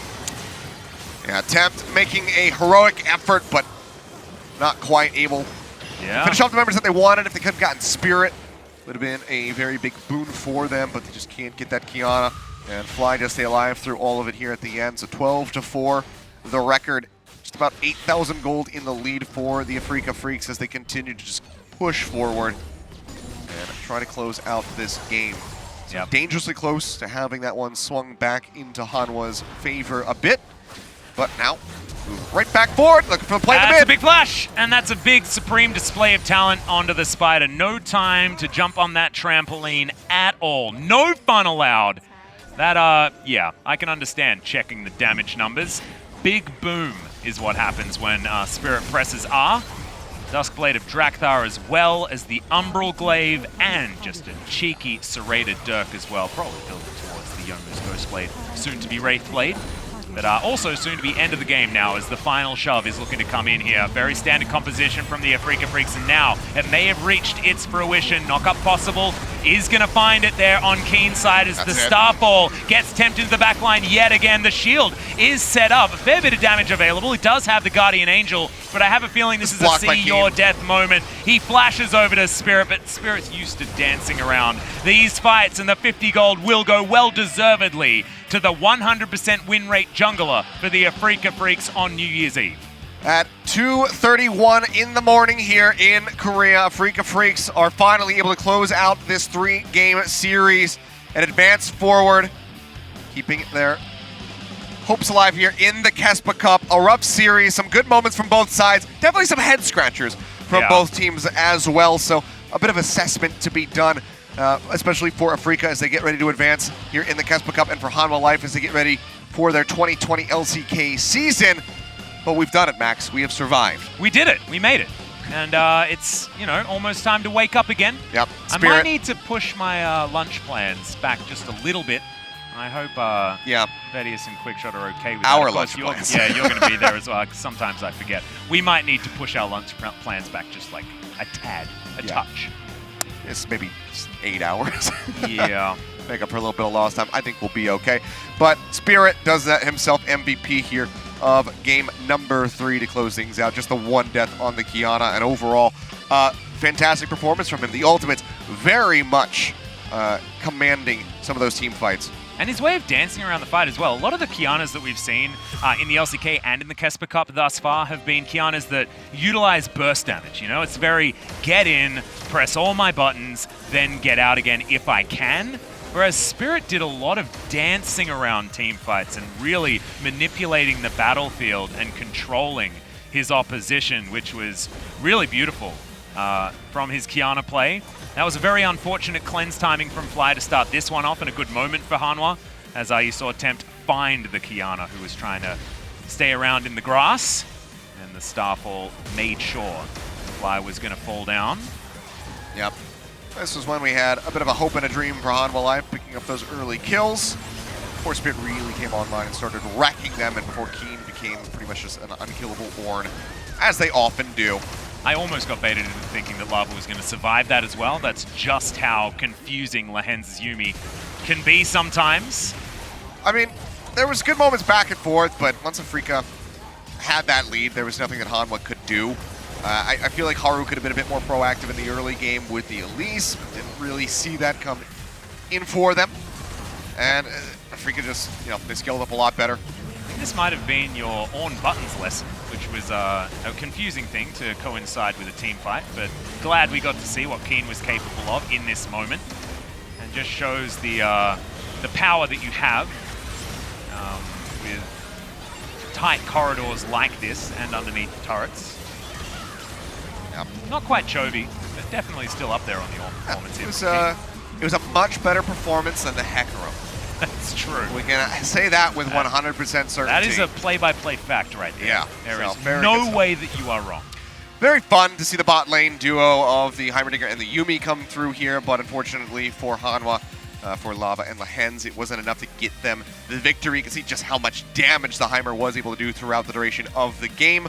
Yep. I believe the longest one of the series by about 10 seconds. So all pretty much in keeping around with each 30 other. minutes. Around 30 minutes. And they did certainly feel like they snowballed out of control. Maybe that is a product of just the time of evening that it is, because sometimes, you know, keeping your mental in it when you're losing is more difficult if you're not feeling so fresh. And remember that these guys have been at the venue for a really long time. However, congratulations to the Afreeca Freecs, a 3-game series and able to bounce back despite being on the red side. But here we go. Later on today, in mere hours, GEN.G versus the debuting new roster of T1. Of course, you know, the bottom side still very similar in Effort and Teddy and Faker, but Cuz making his T1 debut, as well as Roach there towards the top side of the map, and then Damwon going to do the same. Yep. Another Worlds squad now up against Dragon X. If my early morning math is correct, I believe it's 14.5 hours before those matches go live. So I'll go with it. Set your alarm. You got a nice enough time to get a very nice solid sleep in before the games go live, because you don't want to miss those series. Those are going to be absolutely phenomenal.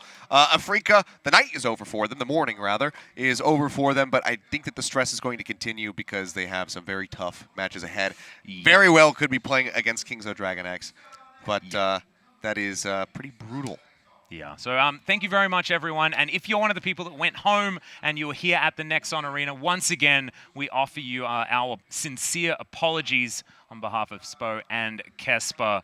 And there will be a giveaway to try and make up for it at the finals as well, just because, you know, everyone here, we are so incredibly sorry that we had to send people home. It's just really difficult to, you know, have a tournament like this and then have to, you know, make people stay out so incredibly late. It's just sort of irresponsible here, much like my offering of, you know, giving puppies as prizes, which is just absolutely inappropriate. I did hear that one earlier in the car. But guys, thank you so much for tuning in, for sticking with us. Max, thanks for having me. Oh, you're thanks for coming to save me, Seth Achilleos King. Well, it's been an absolute You're a pleasure. Well, it was supposed to be yesterday, but now it's tonight. That was it for me on the KeSPA Cup. Max, LS, and Brendan Valdez will be bringing you the rest of the action, so make sure you guys tune in again 14.5 hours or so when those next matches come up. But it's been a blast being a part of League of Legends again, and until next time, we'll see you.